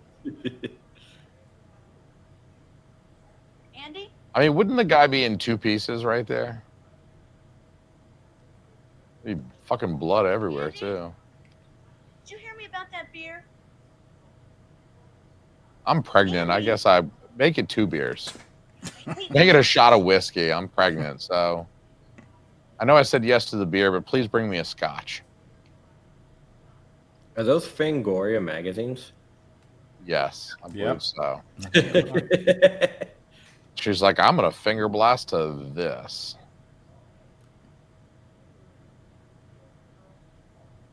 I can see you falling. I can see that thing turning over trying to have sex in that. Oh, for sure. And the way it's like, you know, I just don't see how you could get behind and really get some, you know, momentum going. I think you need to. I think you need some leverage, and you need to be able to push off the floor. It'd be way more blood than that. Not just like a little drip. I mean, it would be like large amounts. Oh shit! Stab Call it right back to through it, dude. call back to the first one, right? Yeah, it With, was. Kevin Bacon. I love the Kevin Bacon kill though, because it lingers, and Yeah. they have Yeah, the blood kind of coming up around it, and it's like it looks really cool. The Baconator death is pretty good. There we go for your 3D ass popcorn shooting right at you. Dude, trying to I've catch it never in his ma- mouth. I've never made popcorn in a pot like that before. You screaming? Oh, I made popcorn in a pot tonight. Video Goulash says later, y'all, hot chick reading a Fango with the Kevin Bacon reminisces. Kill is my exit. what's that? I was just practicing. But don't do that to me. Go down the cellar and check the food box. Thanks for hanging out, Chance. In the dark. Alone. Be a man, man. Be a man. Just be a Be a man. man. What up, high volume Groovy. video? I like how she's so like groovy and she's a hippie, but she's still sexist by telling him to be a man. Telling him to man Be a up. man, is go essentially wipe sexist. your ass, finally. Something stinks. I just Go want take a somebody. shower. Do you That's smell why that? he's not eating the popcorn with his hands. Yeah. Well, I mean, he has no reason to wash his hands. He never even wiped his ass. He didn't touch I was gonna anything. say his hand never got near his ass. Be afraid.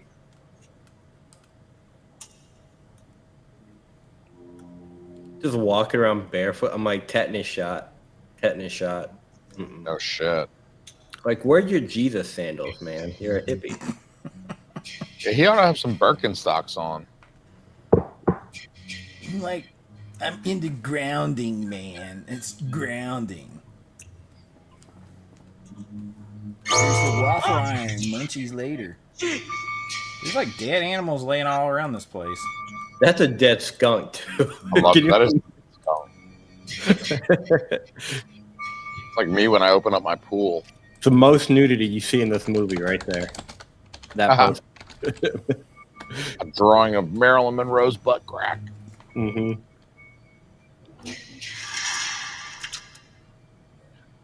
Who's there? Was there ever a reason given why Jason killed other than mentally unstable psychotic? I always go with Jason as a demon. In my mind, he's always just been a demon. Well, at He's least been you got the outside lights working. Well, apparently, based on this movie, he's a horny demon.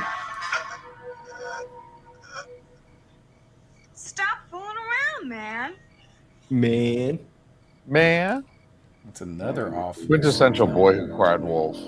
Yeah, another off-screen kill. Yep. No, wait, did we see him? We don't get to see him get his throat slashed, but we get to see him die. So I'm thankful for that at least.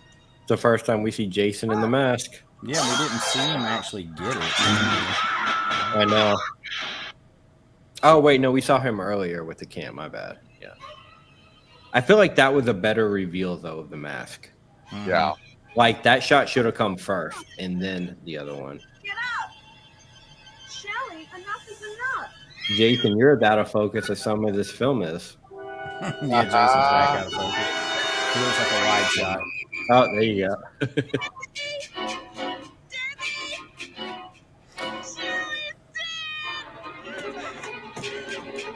Jason, when you go out of focus, you got to just like lean up to show McLovin on your shirt to get it to recognize a face.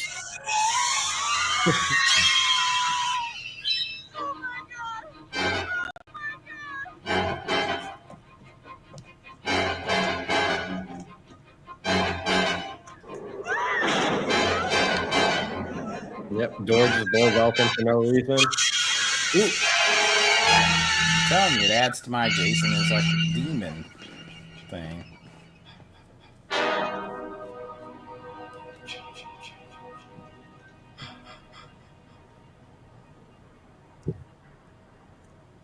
I'm not gonna lie though, the theme song, the little theme, the gets on my nerves when they overplay it like that.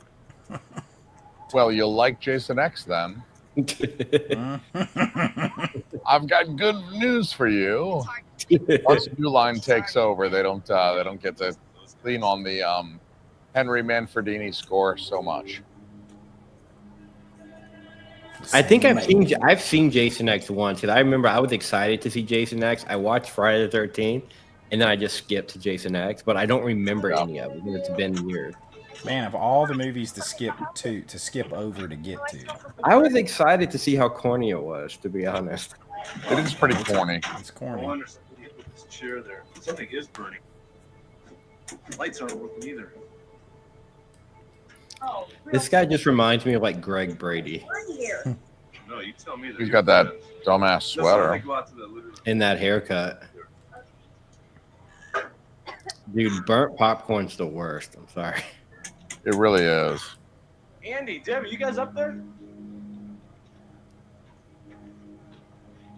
Anybody here? I'm telling you, he's like Lane Smith, that actor, and the guy that played Herman Munster had a child somehow, and that's him. Everybody else has taken off and left us. You wouldn't do that. Well, I don't know what's going on, but I'm going to go outside and take a look around. Rick, wait, I want to come with you.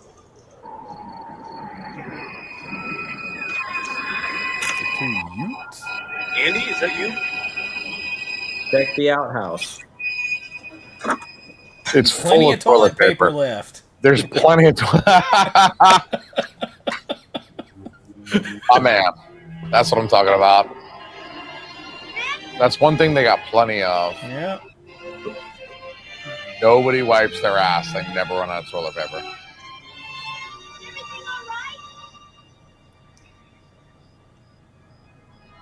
I like how he can't reply. She's right there.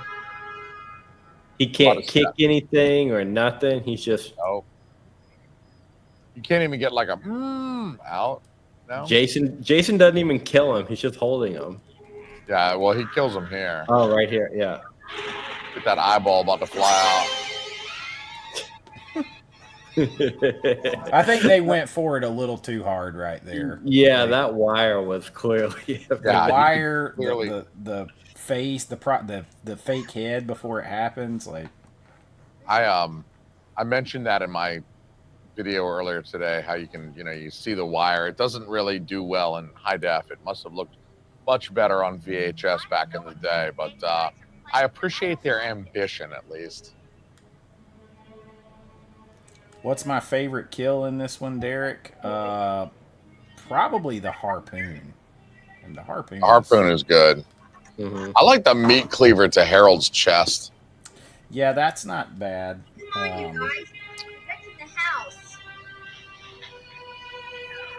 The pitchfork where the guy reaches around his back and like, I'll tell you though, the handstand kill is pretty good. It's just so fast. Yeah, it's just so fast and you never. Yeah. So I'd have to stay with the harpoon, I think.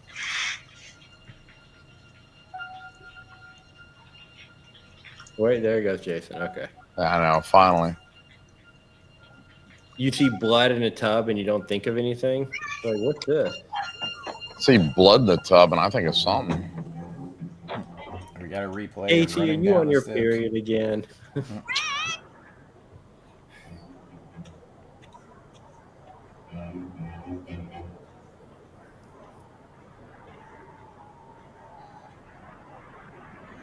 This just makes too much sense.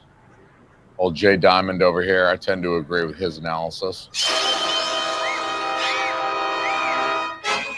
I love how she finds everybody dead all at the same time. In the middle of a tornado. Mm-hmm. He's about to fly through the window. Like, Rick, where are you? And he's going to come through this window.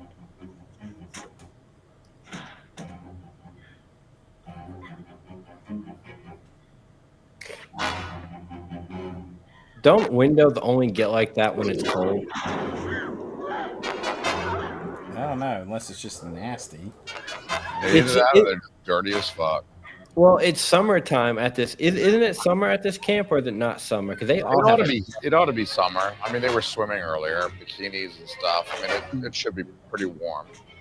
But all of them are like in jeans and jackets the whole movie. Mm-hmm. That's true. Homeboy was wearing a sweater, but this picks up the next day after the previous one. And in the previous one, they were getting ready for summer camp. Oh, is this the next day? Yeah, this is like the next day. Oh, okay. I didn't know that. It shows Okay. Jason just get up and fucking saunter on over to that convenience Which store. adds to the question, when did her supposed assault happen? Oh, there he goes through the window.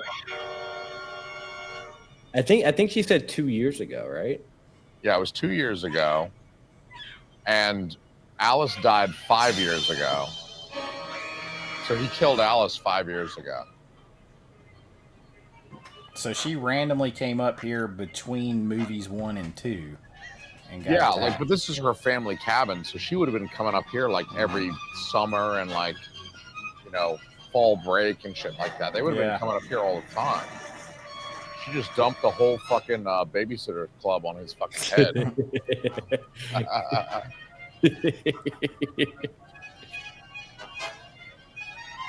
I like how he picked up a 215-pound guy like this and squished his head out, but some books falling on him took him down to his knees.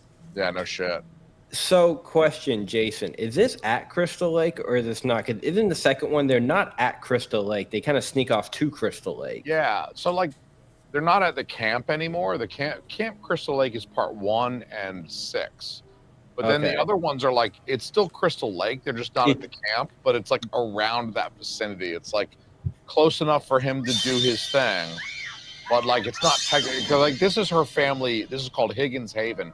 She's Chris Higgins. That's like her family's. It's like in the remake, Douchebag has his family has the cabin up there. Oh, okay. Lake. Gotcha, Exactly. gotcha. That makes sense. Okay.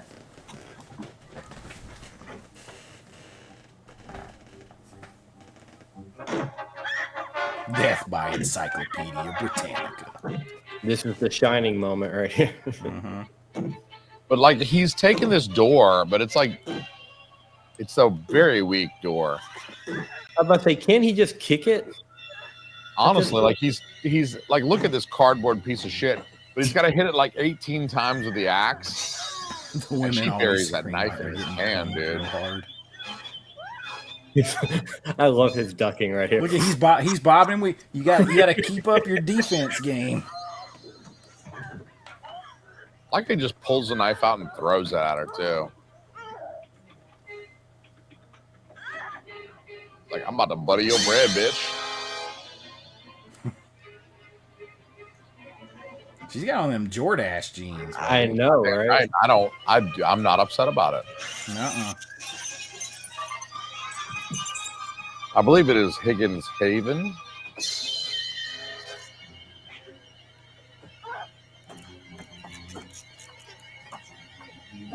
Good thing she bought a cheap jacket. Hey, that like a members only. Oh, it's a knockoff members only. It is, and she's about to ditch it. She done with that jacket. Look, she takes that jacket off, and she still got a long sleeve sweatshirt underneath. I know. Clearly, it's filmed in March. They were making sure they didn't show anything in this movie. Put them under 12 layers. Yeah, something you don't know about her is she's actually wearing 3 bras right now. I was about to say, don't windows only do that, like how the windows are when it's cold outside? I think if they're really dirty, because I'm going to be honest, the windows I had replaced in my house a few years ago were kind of like that on the outside. Oh, okay. But they just keep wearing like these long sleeves. I'm like... But it looks cold. It looks like it's fall to me. Yeah. The way those... Look, there's so many brown leaves blowing around. Yeah, there's a lot of leaves blowing around. But I mean, it could be like I was out doing my yard the other day and I had to pull a whole bunch of old leaves out and, get them... just leaves from the fall and the winter that got... You also have to keep in mind, this is New Jersey and not Georgia or Texas. Also true.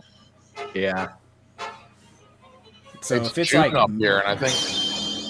I'm in Maine, of course. I'm well north. I'm about 5 hours north of New Jersey. But it's 56 degrees right now. Jesus. Yeah, it's cold. Like at night? Right now, well, yeah, it's 11:41 p.m. my time.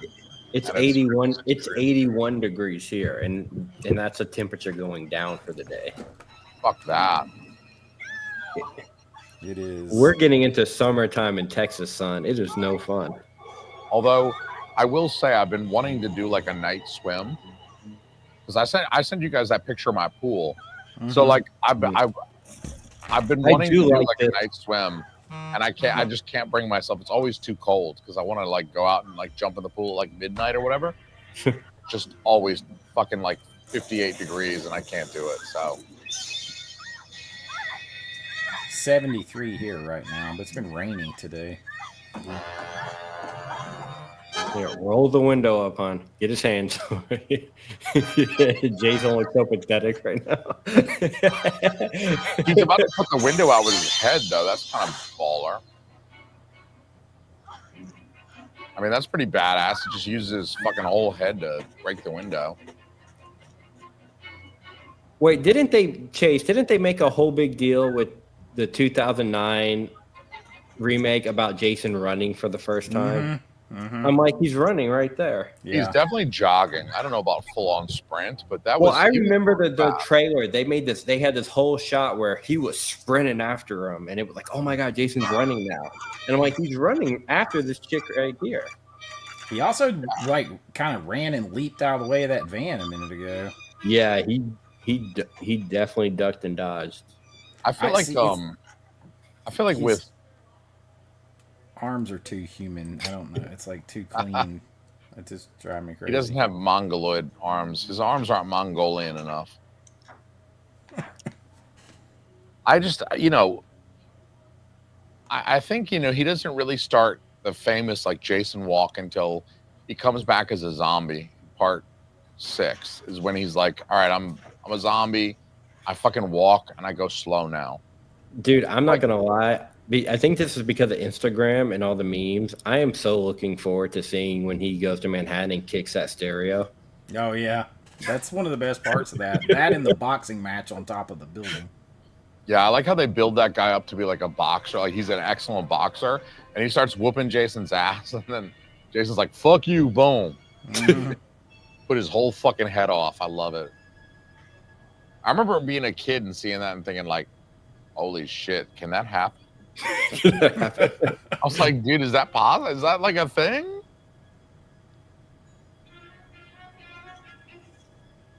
Jason's got a fucked up neck right there. Well, here's the thing. Yo, Carrie, what do you know about Maine, dog? You want to come visit? 6 inches deep in his leg, and it hadn't slowed him down one bit. No, dude, that was like if right you're above just a normal human, too. wouldn't that slow you down some? Like, yeah, he's not limping or nothing. He got half chopped in half in the end of part 2. He's kicking and shit.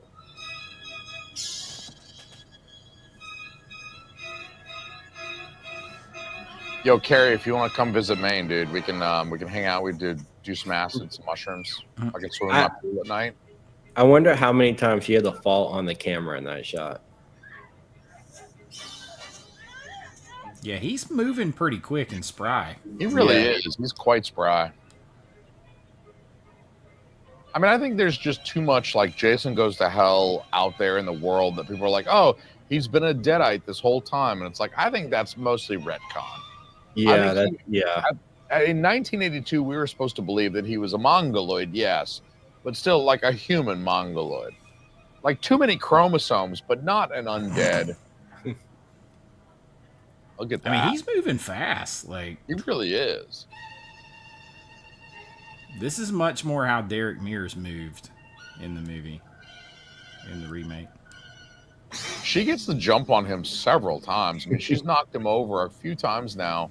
Hit him in the head. I love when he gets hit. He's like, and she just fucking hangs his ass. I gotta give her credit here.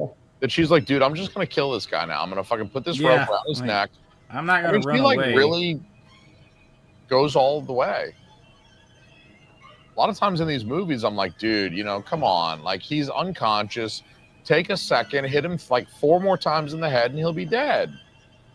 This is a really good final girl moment, though, for her. Mm-hmm. That should have done it right there, honestly. Like the way if the freaking machete down his thing didn't do it, I mean, that's what I mean. Like I go back to the From Dusk Till Dawn when he's like, "What were they, crazies or something?" And he's like, "They crazies don't explode when the sunlight hits them. I don't care how crazy they are." That's my argument with Jason. Like you get chopped in half, all this stuff. I don't care how crazy you are. If you're just a human, you're gonna die.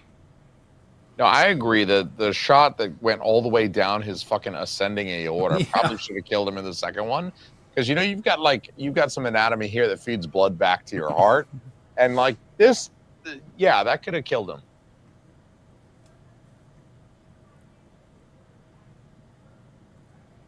You can toss this guy out the window, but you can't lift that thing.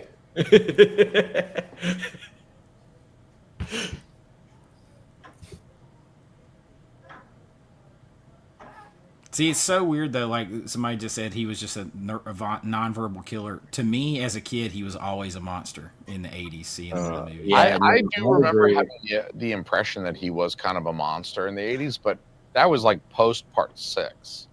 So he was already kind of like this undead sort of zombie thing. Obviously, I wasn't watching these films in 1982, so it's impossible for me to say what this felt like. Although I do remember that scene of him lifting the mask up, showing his face and covering himself up again. I just remember, like, as a kid thinking, like, what the fuck? Like, that kind of fucked me up a little bit.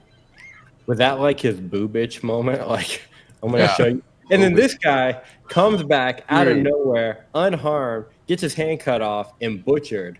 Like, all he did was buy her time. That's it. Yeah. Like, he's had to literally be laying there for half a day. Like, he's been laying there since like 2 in the afternoon. But he didn't die first. No. He stuck around to the end. I mean, he did her a solid. He bought her time to sink the axe into his head. Okay, now he's going to come back in Part 4 after this again. Yeah. He's been chopped down through here, hung, axe to the tater, and he's coming back. The axe to the tater really should have done it. Even if maybe the clavicle shot missed his ascending aorta, or it was the other side. I can't remember. If it was the other side, then you're fine, right? Because there's no ascending aorta on the right side. The heart is situated on the left. The ascending aorta is going to be on the left. Obviously, the right side, you're fine. You're a little bit better. But the tater should have that axe, because they keep that axe in the cut in the mask too. So yeah, and I do appreciate that they keep the cut in the mask. It's like a small piece of continuity that they maintain. Oh yeah, this I will say this last shot threw me because of how slow it is. It's very slow, this last shot. There's a few more shots here, though, because we get to see her hallucination of Jason running out of the house. We get to see a daylight unmasked Jason. You know, I'm talking about the water part is very slow. The the jump out the water part. And this is clearly not Crystal Lake. This is clearly like Crystal Creek. This is like it's attached to the lake, but it's a pretty small body of water. It's definitely not lake-ish. Yeah.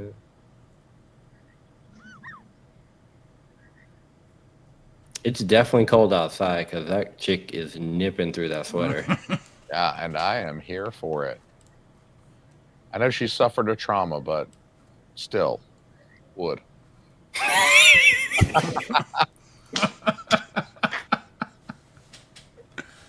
I don't know why that was so funny. It's all about the timing, really. It's like wood. Wood. Yeah, wood. Wood. In the canoe. I don't give a fuck. Yeah. Talk about that's almost as difficult as the hammock. Yeah, I have capsized a canoe before. Never a hammock, but definitely a canoe.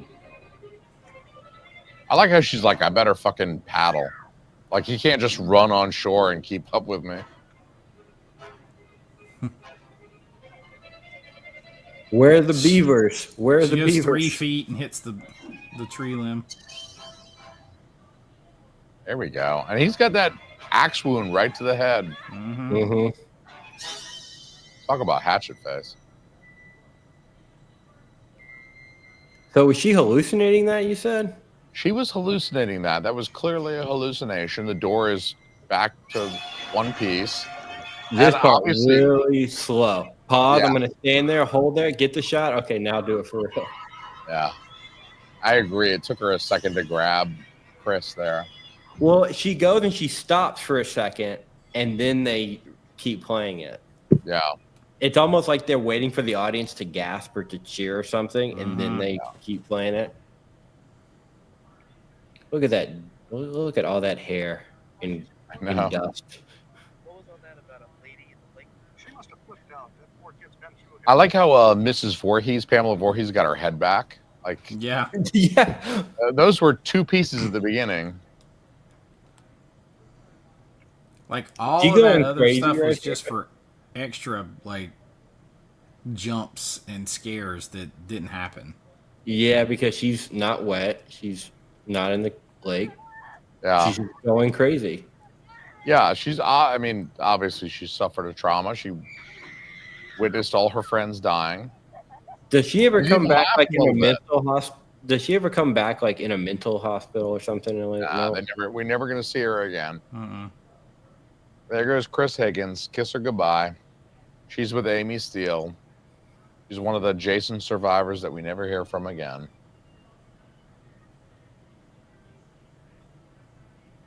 And you know it was a hallucination because there's Jason. He's Yeah, still, Jason's still, yep, in the barn. Yeah. and he's still got his axe in his head and everything. So, I mean, I think some of the endings of these films are meant to be kind of, you know, subjective. It's like the character's experience, their trauma, and not necessarily like an objective thing that we're witnessing happening for real. That was like a very uncomfortable position to just lay in for a long time to get the shot. I like to Always do kept that when waiting my on his back is hand to hurt. move or something right there.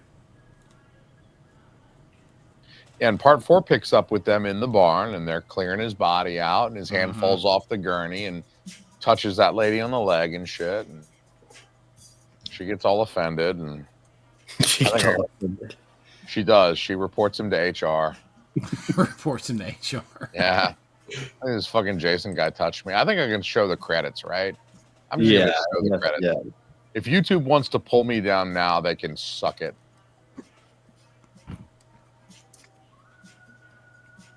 Up on Crystal Creek. Yeah, so far out of the, I'm not going to count the Amy remake Steele. on this. I'm going to wait until I finish. But to me, right now, it's in order 1, 2, and 3 out of the 3. Okay. Oh, you like 1 better than 2? See, I like 2 do like- way better. I do like, because I was thinking that because you and a couple other people have, what's his name, Steve from After Hours also said the same thing. He goes, the superior version, you know. I like the first one better, personally.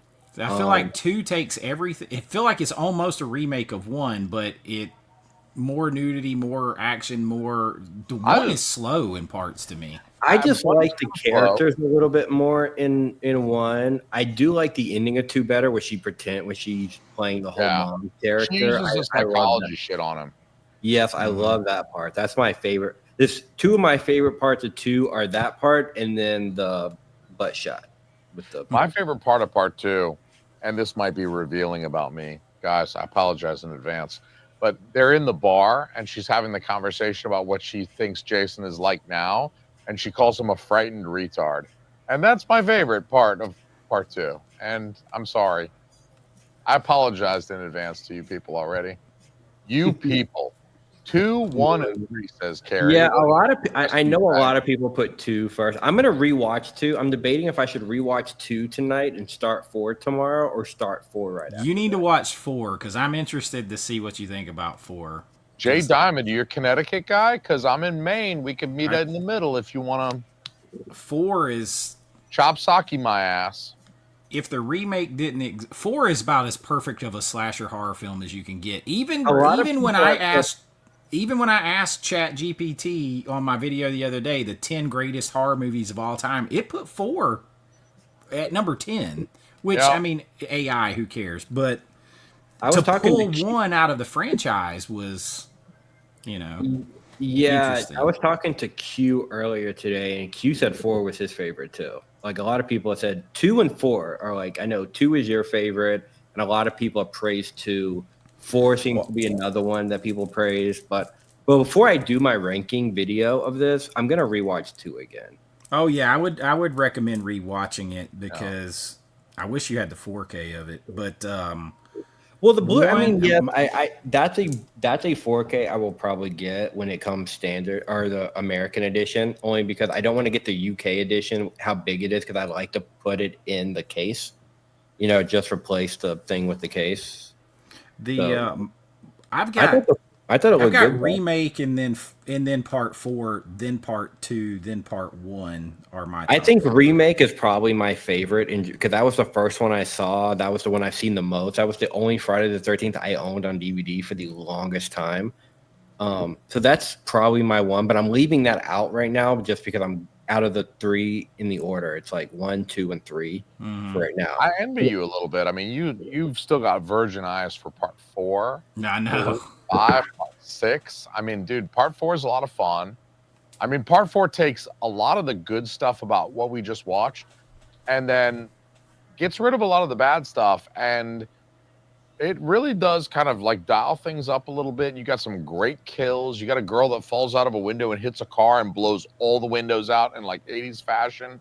And there's actually some really cool like visual. He busts through a door like the goddamn Kool-Aid man.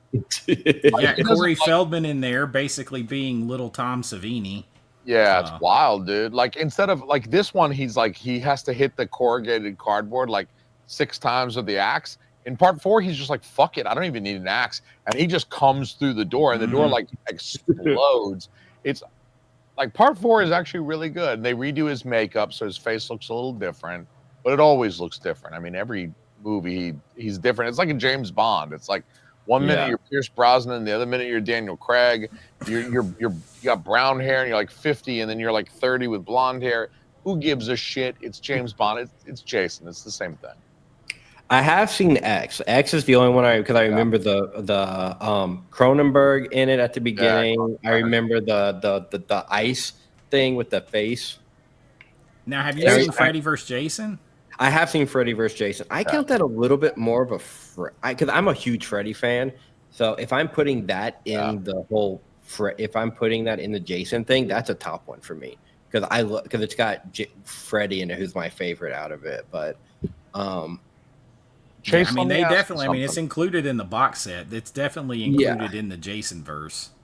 And it's not included in the Freddy movies. That's where they converge, right? I mean, that's where like it's New Line too. It is New Line too. So, which New Line doesn't New Line have more Freddy movies than Jason movies? Freddy's been New Line from the get-go. Yeah, from the get-go, right?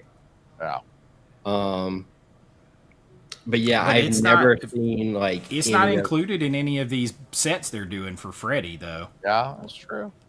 And it was included in the Jason package. That is true. That is true. So, Chase, let me ask you this. We mentioned, we touched on Jason X. I'm sure you've recently rewatched Jason X since it came out on 4K with Arrow. I recently rewatched Jason X for probably the first time in at least 10 or 12 years. And I was a little surprised to see that he had hair in the beginning. What did you think about, like, Jason having hair? Wasn't that weird? I thought it was weird. I'm going to tell you, in the 4K highlights something at the beginning there that ties into that, like where he's like hanging in there, like before he goes into space at the very beginning, when you get this real good look at him. I think again, it's kind of one of my problems I have here. I think you see him too well, and he's too human. Like you see underneath the mask, you see the whole full human eye. You've got the hair, all the, and I'm like, I 100% agree. It's weird because you can see he looks too human. The hair is humanizing too. Like, I want to see that bold Mongolian head. Yeah. There you go, Brian. Finish that shit. Kill that shit, dog. Fucking kill that shit, Brian. Is that the apple flavor one? No, I'm not a fan of the apple one. I'm just a traditional kind of. I mean, I like them all, but I like the apple. I think the apple one's good. Oh, a lot of people. I mean, it's not that much. This is literally the last of what I have, so it's not that much. Nice sound effects for you. I like it. I dig it. I dig it. Pour it right next to the right next to the microphone. It's good. It's like half frozen. I was about to say, is it froze? It's like it's like half frozen, so it's probably like chunked. It probably sounds like that Harold character when he was shitting in the movie. It's like plop, plop, plop, plop, plop, plop. Like they even put the shit sound effects in, and you can hear the little shit going like plop, plop, plop, plop. It's disgusting.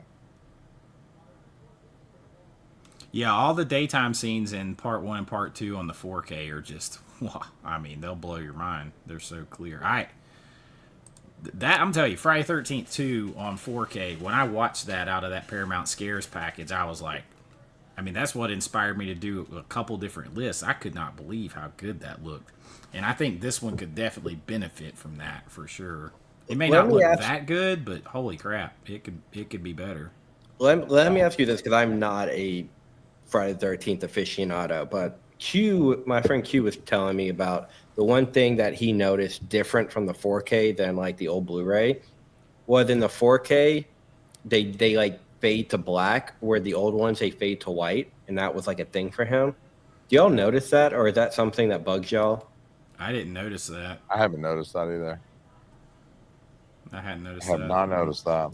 I'm not that big of a fan to have seen them both and to be like, oh, you know, that's a thing. But I noticed some fans that's like, ooh, that's not how I have to go back and look for that specifically. But like, I mean, I've seen them so many times. I really hadn't noticed that.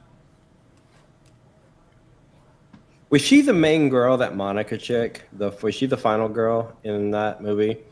I will say Freddy vs. Jason, the actors in there are so bad. They are so bad. Yeah.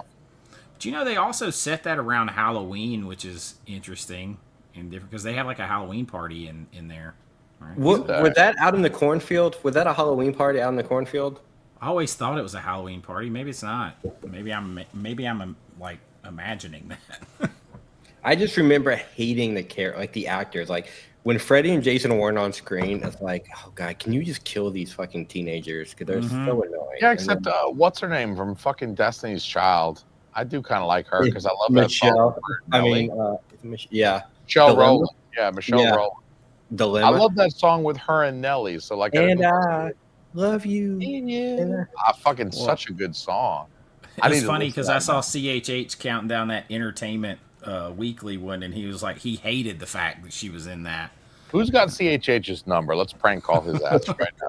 Who's got his telephone number? I'm gonna call him up. He's probably live right now. I'm gonna pretend to be his mama right now. He may be live right now. Yeah. Hey, CHH, it's your mama. He was very upset too about them having part 5 all the way at the bottom, and I was like, I got part 5 next to the bottom. You fucked up, dude. You fucked up. Don't put part 5 near the bottom. I'm excited to see part 5 just to make up for all the nudity missing in part 3. Well, it does more than make up. There's a sex scene in the woods that you're like, holy shit. Like, they just lay out a blanket and get to fucking, and you're like, God damn. Holy shit! And she got some big old titties too. Let me tell you, that girl. Yeah, she gets killed by Roy, but whatever, dude. She got some nice titties beforehand. Bigger titties than the chick from the remake. Yes. Well, you know, Freddy vs. Jason also has the kid from one of the friends from Girl Next Door in it. The dark-haired kid, the wannabe filmmaker kid. I love the wannabe filmmaker. I love that kid from Girl Next Door because he's like, if you don't fuck her, I'll kill my whole fucking family. What a great line to tell someone. I love Do that it movie. for me, man. Now that I have kids, I can't say that, but I used to be like, if you don't fuck that girl, I'll kill my whole fucking family. I got kids, so I can't even joke like that anymore. But like before that, I could joke. Yeah, he is with the Kelly. What's her name from Kelly Rowland. Yeah, at the end there, and like he's the Googling one it. who gets like knocked up against a tree, and he's like bleeding out his back, and sits there and dies or whatever. I just remember the main girl. You watch Entourage, right? Entourage is one of your favorite shows, right? Yep. The main girl, Monica Keena, was dating E in a few episodes. Yes, yeah. They had the breakup sex. Yeah, she was on Dawson's Creek too, though. You may not have gotten that far in Dawson's I haven't Creek got yet. that. I haven't got that far yet. I forget Catherine Isabel is in Friday the Third. I mean, the Freddy vs. Jason. I love Catherine Isabel. Yep. Damn, this does happen for a lot of people. I forgot we're in this movie. Zach Ward. That was also done by. Oh, holy crap! What's his name in this movie? What's his name is definitely in that movie. What's his The guy name? who played he was the Oh big, yeah, he was Shang Tsung and not Shang Tsung, the Emperor in Mortal Kombat, and he oh was yeah. That guy's been in a ton of he- it. Oh yeah, he- Jackie Chan. he was in a bunch of those. Brian Thompson. He was in a bunch of those, like Nico, that Greek filmmaker, that Arrow. does a Nico lot of. Masterakis. Nico was in a Masterakis. I got that set right back there. Did you get that set? Yeah, it's right back there next to my Kung Fu hamster. I've had that in my cart forever because it's literally like $40 right now. Dude, I got it for $25 when Barnes Shut and Noble was doing like the 50% off sale, and I ordered that bitch online. It was like $25 for like 5 movies. I was like, okay, yes, click. It was either 25 or $30. It was half off or whatever. And I haven't watched any of them yet. And I need to. They're Oh, so all you on have, that was going to be Tubi. my next question. Had you watched them? They're all on Tubi, but the problem is the Tubi transfers are really bad. They're bad. And I can't. Yeah, they're really. Do bad. either one of you have that Arrow set right there? The Enter the Video store. Oh, yeah, I got the it in Five a video movie? store. Yeah, I bought that one like a little bit more than a year ago, like 14 months ago. I love Man, that I just one. watched Cellar Dweller randomly the other day. Dude. That's really good, Dude, man. Cellar Dweller, I have been singing Cellar Dweller's praise for a long time because Cellar Dweller did the head punching off a year earlier, and it's better than part 8, Jason Takes Manhattan, because when he hits the guy's head off, they're in an enclosed space. The guy's head bounces around the room and like squirts blood on the fucking wall and shit. So he hits the guy's head off, but the guy's head like hits the fucking door and there's blood. I got up from my chair, like wiped my mouth. I was like, Yeah, it was good. Brian, you would like Cellar Dweller some because good they're nudity in like that. she goes into an artist house and there's like these different artists. The dude's painting naked chicks. It's crazy fun. yeah, it's That's good. some good makeup in there too for an older, low budget movie, like on the monsters that she sees. I've got no complaints about Cellar Dweller. Me I either, thought that man. movie was great. I thought it was great. I I've never double dip even a heard of 4K it. on it. All right, you guys keep talking. I'm gonna go piss. All right, I'm about to. I've never heard of like honestly, every time I see that box set, Chase, I think of Kevin. I'm like, are those Kevin Smith movies? Oh no, they're not. Because the box looks like the Yeah, convenience it's store. let me see if I can I'll grab it real quick. I gotta move the Death Star. Is that the popcorn bucket? Yeah, it's the popcorn Death Star popcorn bucket, dude. It lights up and it does it'll do the sound. And Isn't that the- exclusive to like the- Disneyland or Disney or something? Yeah, it came from Disney World, so it'll do the whole full thing. Light up. That's so cool. It's a very nerd thing, but dude, super cool. The nerdiest thing I have Star Wars related like that, I have a little Coke bottle shaped as like the Star Wars grenade. Oh yeah, from like Galaxy's Edge. But like, Yeah. this thing is pretty cool looking. The rumor is they're gonna do a second one. Second one, But yeah. I actually think I still got Cellar Dweller over there because I was watching it. But it is really good. Very attractive women in that movie too. I'm a huge. Have you ever seen Hired to Kill? Hired to Kill? I haven't seen that. You would dig that. That's an Arrow one. I got it for $5 during an Arrow flash sale. It's got that guy I was just talking about. It's a Nico something movie, and it's basically about a guy who is hired to train supermodels to be assassins. Oh, nice. That feels like a oh god, what's the other guy that did like Hard Ticket to Hawaii? And somebody tell me, somebody in here will know. He did Hard Ticket to Hawaii. All those kind of movies. Crap, Savage Beach, all that, where it's like the hot chicks that are the assassins, the renegades, the fighters, the chicks with guns type thing. Andy Sedaris, thank you. I knew somebody had it. Okay. Couldn't think of it off the top of my head. Do you have? I'm scrolling through my cart right now on Amazon. Do you have Meatballs 4? I do not have Meatballs 4. I don't have any of the Meatballs movies. I don't either, but Meatballs 4 has the two main chicks in it from Bikini Car Wash. Oh, really? Yes, and they're on the cover because I was looking up what other movies they did, and both of them are in Meatballs 4. Really? That'd be reason. I'm looking for this. I'm looking for this set, and I can't find it. Did I leave to piss and our viewer count went up? Risha came in and put on her. Motherfucker. No, we're laughing at Jason got up to go to the bathroom and the viewer count went up. I left to piss and the viewer count goes up. Fuck me. I need to find a new hobby. What do you guys think I should do for a new hobby? I'm going to close this channel. This is going to be the last video on the channel. Thank you guys. But what should I do for my new hobby? It was all about the nerdy Star Wars popcorn Star Wars bucket. We got all the Star Wars fans in for that second. Yeah, dude, how did they know? They just know. They heard the sounds coming from it. The Death Star powering up. I don't know how you do 3-hour lives, Chase, because I've had to piss for like the last. We've been going for 2 hours and 12 minutes. I've had to piss for the last 2 hours and 10 minutes. I usually always, for me, it's before needing to go to the bathroom, I feel my voice start to I have to start clearing my throat too much. And then my Chase voice is secretly sitting there with a catheter on. Yeah. I love talking so much. You guys don't know. I got a funnel with a hose hooked to it and a jug. Honestly, if it weren't for my kids and my bladder, I could live stream for 12 hours because that's how much I love hearing myself talk. I did one for 4 hours a couple of weeks ago. I was like, oh my That God. was I was on crazy. for Yeah, that was 4 your hours. was that right before a vinegar sale or the imprint? You did something where it was super You need to start running marathons. You guys, the one that we did on Chase's channel for Vinegar Syndrome that night was long as fuck. Like my kids started waking up at 2:30 in the morning and coming downstairs, and I'm hugging them on the stream. Like, dude, what are you fucking doing awake? And what are you doing down here in my studio of all things? But I don't know. Like they just kind of keep going. Like even yesterday's, I was planning like an hour and a half, and it ended up being 3 hours. I'm like, damn, good lord. Yeah.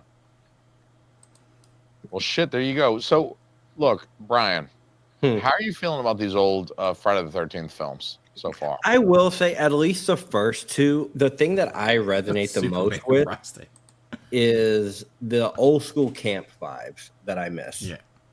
Yeah. I love the old school camp vibe.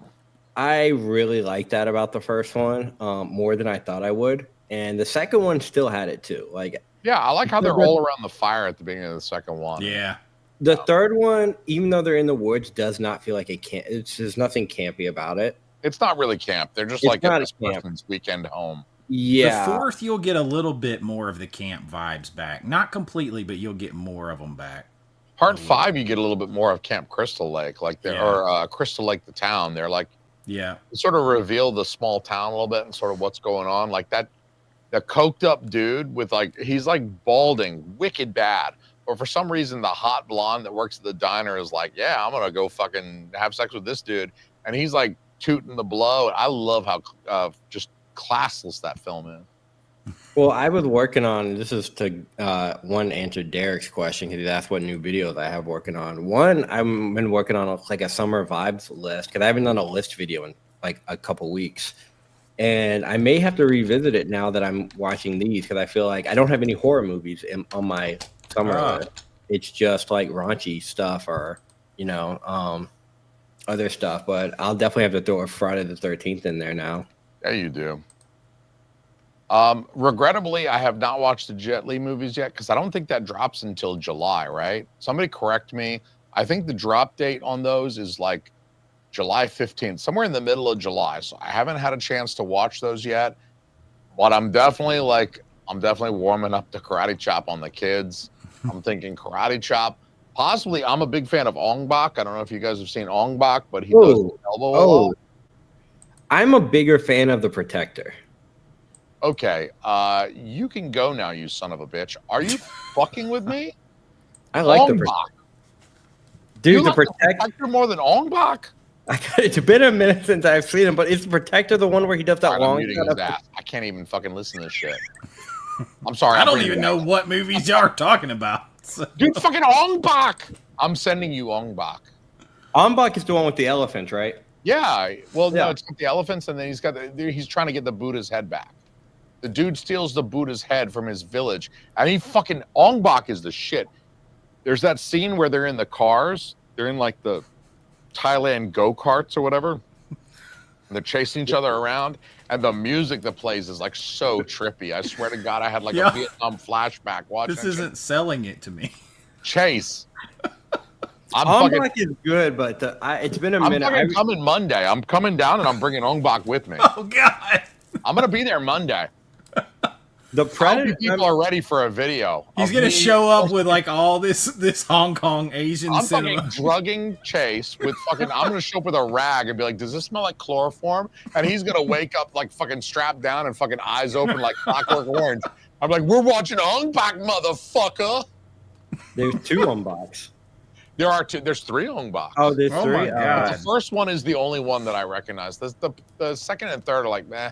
But the first one, man, he starts doing that fucking kung fu in the fucking shit. It's been a minute since I've seen either one. I have them both on DVD, but is The Protector the one with the stairs, with the long shot up the stairs? I think so.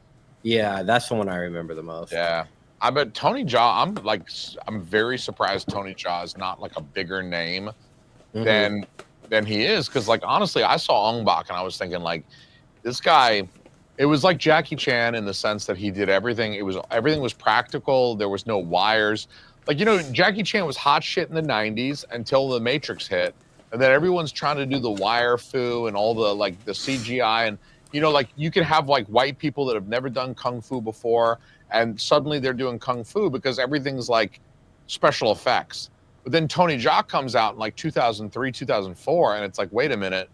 Like, we're going back to this practical shit where we're like filming actual martial artists doing actual martial arts, and it kicks ass because it's like none of this is fake. This is all practical. It's all no wires, and this guy's like flipping off the wall and like nailing dudes with his fucking elbows and shit. Which is the one where he runs up the glass into the backflip? It beats the fuck out of me. It's been a long. Probably The Protector. I think it's The Protector. I remember seeing The Protector and just being like. I come back from pissing and 4 people disappear. Dude. I'm going to go pee again, guys. I'll be right back. Let's get some views. Every time Jason gets super excited about Asian cinema, I think of this I think it's from The Seventh Curse. This photo in here of what this looks like. It definitely looks like he's getting blasted with cum, dude. Yes, it does. But I will say, and I think, Brian, you had a chance to get this. I can't remember if it's which one it is, but the Seventh Curse. I really Jay Diamond, like. Do you live in Connecticut still? I'm going to be driving through Connecticut on Thursday or Friday. I'm going to be driving through Connecticut. I'm coming to your fucking house, and we're watching Ong Bak as well. I'm taking Ong Bak on tour. I'm making all you motherfuckers watch Ong Bak. Jason, Raid 1 or Raid 2? I think I've only seen Raid 1. So You've never seen Raid 2? I've never seen either one of those either. Dude, Raid 2 is Hey, do you like movies with Asian people at all? I liked the Seventh Curse. He's got the golden child. I like the golden child. Okay, I've got news for you guys. Eddie Murphy is black. He's not actually Asian. But isn't the golden child himself Asian? Yes, he is. He is a black American man who is not Asian at all. But he's the only, like, him and Charles Dance are about the only non-Asian people in it.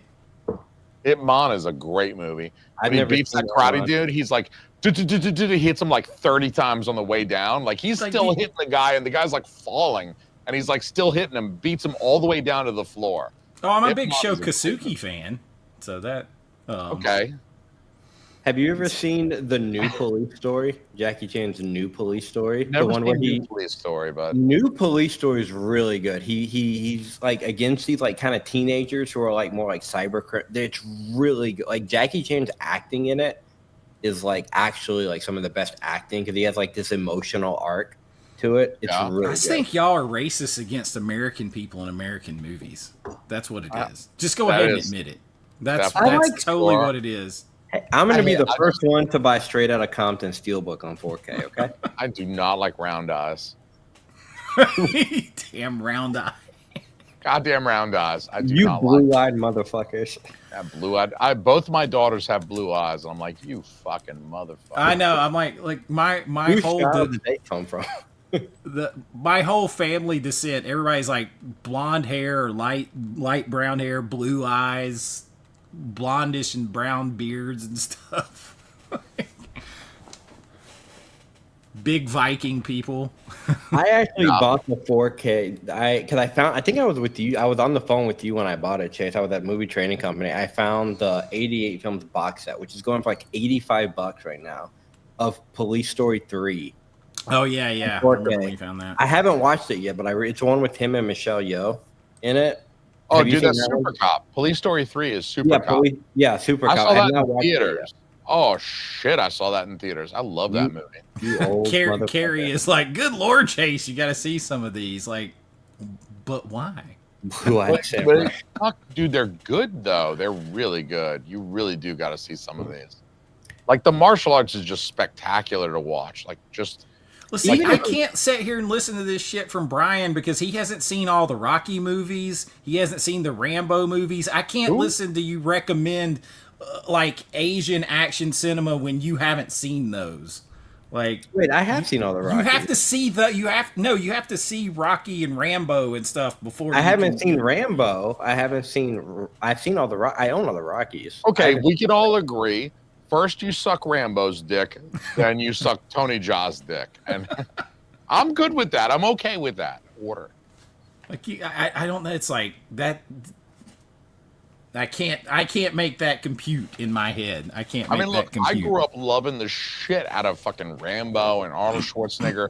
I mean, I didn't discover Jackie Chan until I was probably 14, 15. Rumble in the Bronx came out. Rumble in the Bronx was mine. Thinking like, I got to go see that. And then I saw it. I mean, I think I'd seen Enter the Dragon probably on TV. I don't know, 12. You know, but it wasn't until I was an adolescent, a teenager, that I started getting into like the Chinese kung fu and karate shit. Before that, it was like I was all, commando, throw the fucking buzzsaw and cut the guy's head off. That shit. I'm still about that. See, like when I was a lot younger in the in the early 80s and mid 80s, it was all like I was into all those, but I was into Sho Kosugi and ninja movies and stuff like that. And I mean, to the point where I had a full like ninja suit, and me and my brother learned how to throw ninja stars. Look, I still have ninja stars in my closet. I could probably hit a target from a long way away from those bastards. But I never got into the Jackie Chan after that. If you were alive in the 80s and you didn't have a ninja costume, you weren't really alive in the 80s. Yeah, I had a ninja costume. I was a huge Three Ninjas growing up. For me, that's more my generation. Three Ninjas was my shit. Yeah. I just got into Jackie Chan shit because it's like, the ninja shit was all cool and all, and I was like, yo, let me learn some karate. And then I was like, all right, I gotta learn some kung fu shit. I think first strike was like the first with him in that ladder.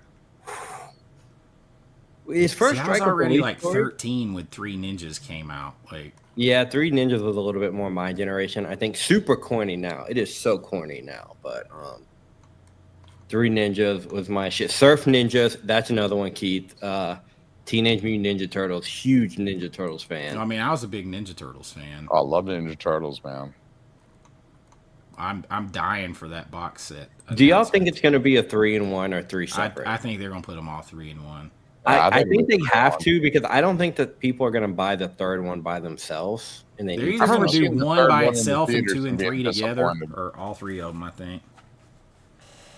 I just hope they're all in 4K and they don't do like what they did with the Mexico trilogy, and it's like, here's one 4K and then here's some Blu-rays with it. Yeah, I hope they don't do that either. Okay, apparently Carrie is in the CIA because he also lives in Hong Kong. Like, okay, Carrie, I'm gonna DM you my telephone number. I want to hear your life story. Okay, because but if you lived in the Hong Kong in the 80s, then you would have, then definitely those Hong Kong stars in those movies would have been more in your face. Like, I just don't have recollection of walking around in a video rental store in 1985 and seeing a lot of like Hong Kong cinema. Okay, let me ask you this, Chase. Because you just said that jogged a memory for me. A lot of people have complained that the VSA line has been dominated by Hong Kong cinema films. Since the VSA line is supposed to be the line of films that were like, this is the sort of underground shit that you would have rented in 1987 in a mom and pop video store. A lot of people online have been complaining like it shouldn't be 100% or 90% Hong Kong cinema. It should be other stuff. How do you feel about that? How do you feel I 100% agree with that. I would be one of those people complaining because I literally, like, that's all we had to do, man. It was go walk up to these places and rent movies. Yep. And I don't remember seeing that stuff like that. So maybe if you were in New York, I don't know. Yeah. And you're like out there and there's those kind of like individual, mom and pop video rental places in New York City. But like for the masses, like around suburban Atlanta and then out in rural Georgia, Florida, I didn't see that shit. Yeah, I'm with you 100%. I love the Hong Kong shit. I think the last 15 minutes of this stream has proven that I love the Hong Kong shit.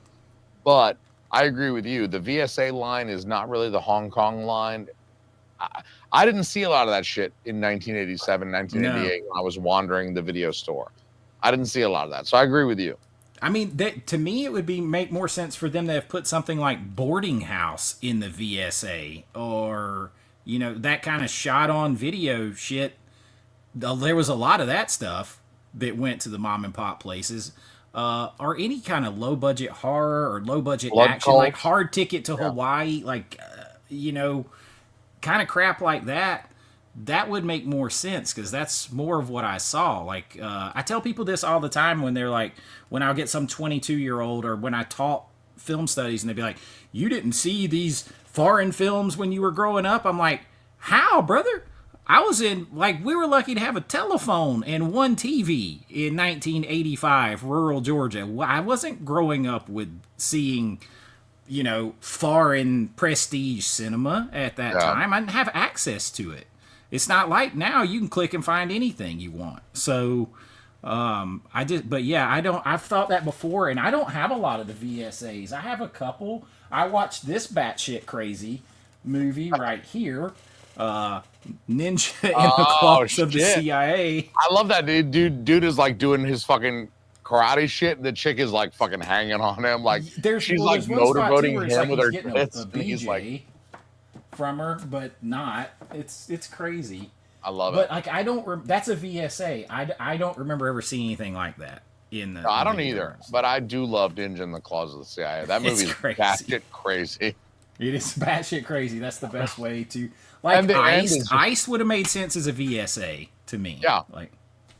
Blood Cult. A lot of the DeGosser shit, a lot of the stuff they're putting in the DeGosser line would have made more sense because a lot of that is shot on video stuff that's just would have been like that was the reason why they were producing so much shot on video shit in the late 80s is like they were trying to feed the video stores. Yep. Oh. And you can go, there's some great documentaries on Tubi, like Rewind This and like different V8. Brian, you would love them. If you go look, just search V8. There's like 10. I've been meaning to tell you. It's Rewind This, the video rental store revolution, stuff like that, where they talk about this. And a lot of those movies I've seen, and I remember seeing those in the movie rental places. But yeah, I didn't know people were talking about that. I thought I was just the only one, and I feel like people think I shit on Asian cinema enough, so I didn't want to talk about it and complain about it. But I've definitely thought that too. I'm still very new to it. I mean, like Asian cinema to me, I'm with you, Chase. I was like, when I went to the video store, I didn't even go to those sections. So Asian cinema I caught was like on TV, on HBO, and you know, Rumble in the Bronx was like a TV thing. First Strike was a TV thing, but dude, Rumble in the Bronx is so good. But like, I've just been diving in, and a lot of it's because of the partnership with the 88. Like, Lady Assassin is one of my favorite ones, and I just discovered this a couple months ago. You know, I've never seen that one either. Very Kill Bill, and like I can see where Tarantino was inspired by Kill Bill with some of this stuff. I did really like, I think it's the Seventh Curse. It's in a 2-pack with the Witch from Nepal. One of them I liked, one of them I the didn't. Seventh Curse has The Seventh Curse have the beautiful Asian chick with the big giant boobs that gets naked a couple times. Like, oh. Yeah.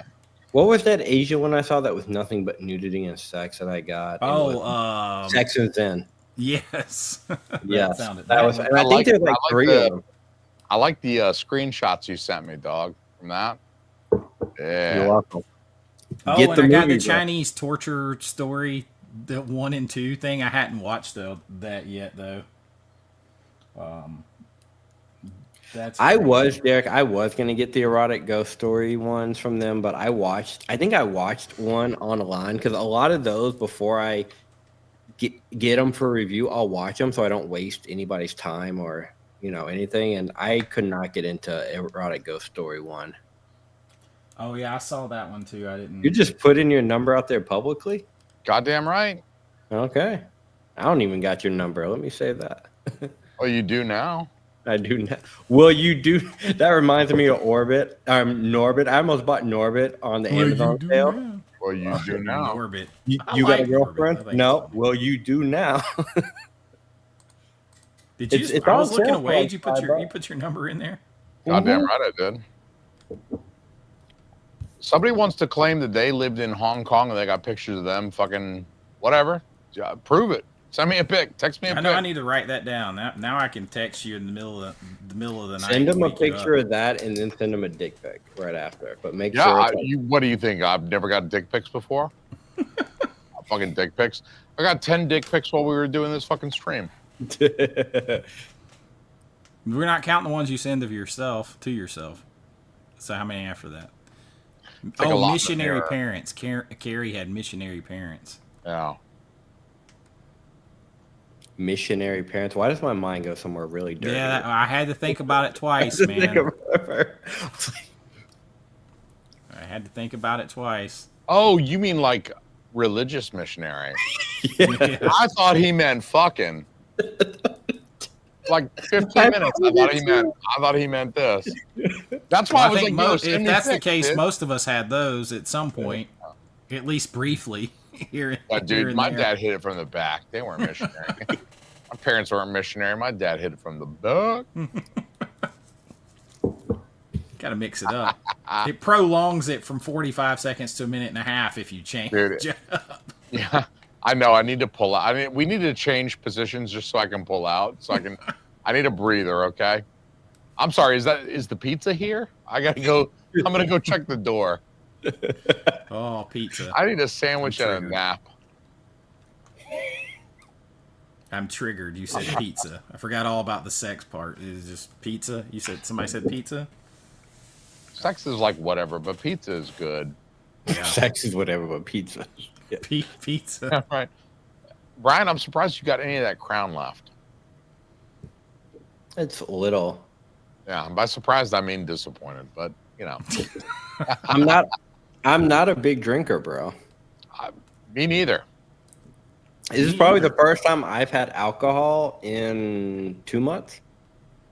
It's been like 3.5 days for me. I thought you were going to say 3.5 hours. Did I film a video yesterday? Maybe I had a little bit yesterday or the day before. Dude, I sent you guys a picture from that awesome bar at Universal Studios, and I didn't even have a drink that night in that bar. Yeah, I don't know why you didn't do that. That would have been cool. Probably because it was like $100 for all three. I had some really good food in there. Drinks are $43. I had some really good food in there, but I just didn't. I don't know. Rish is the drinker out of them too. No She shit. will, yeah, she will. But I don't know. Like I've always like, Hey, I'll now eat that this Rish, 200 calories instead. now that Rish is back in town and you have Bring It On in 4K in your possession, when's the video coming out? Oh yeah, tonight. She's like, I got to go in the attic and get my my cheerleading outfit. Dust it off. I'm like, yep. And I'm not gonna call the name, but she was talking with her friends when she was out of town about a particular channel that exploits assets on thumbnails, of the wife. And I was like, yeah. And so I started sending her pictures of like different poses that these girls are doing online in these cheerleading outfits. I was like, this will beat that. This will beat that. This will beat that. So she's in for it. She's the one that opened her mouth on the live stream and said she was going to do it. I was like, you can't put that out there and then back out on it. I'm with Meredith. Sometimes after a long day, you just got to drink this shit slowly, bro. What? Dude, I almost quit my job yesterday. It was so rough. This week, that's why I haven't put out any videos all week. This has been one of the toughest work weeks ever. I thought you just kind of disappeared. Like, it's been a very hard. I've been stressed. I almost quit the other day. I was so stressed. Dude, cheerleaders almost broke you? Brian's drowning under a mountain of cheerleaders and editing. It's not the cheerleaders. It's the management. I see.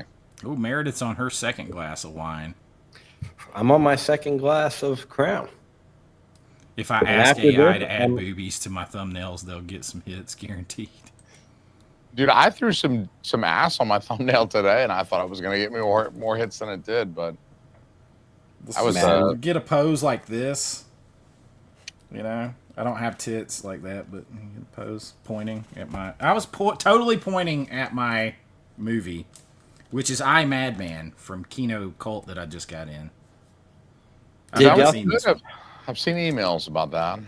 Did y'all see Kino put out a release date for Coneheads? Oh, did they put out a release date for it?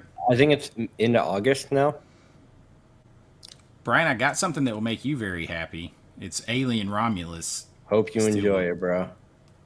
Dude, I came so close to spending $60 on that VHS. I'm not even lying. I paid $20 for this on that buy one get the like 50% off thing. I almost got the Deadpool and Wolverine one because it was on sale on, I think, Amazon UK. Because once you take the J card off, I think the little rating thing is just on the J card, and then it's not on the actual slip. But yeah, like second site. Oh, the second site do that too? Yeah, like I got the Hitcher from them, and they have a J card on that, and it had the little ratings things. But you throw that in your drawer or whatever, and then there's no ratings things on the thing. Some just have stickers. I forget which one specifically. They're just stickers, and you peel them off.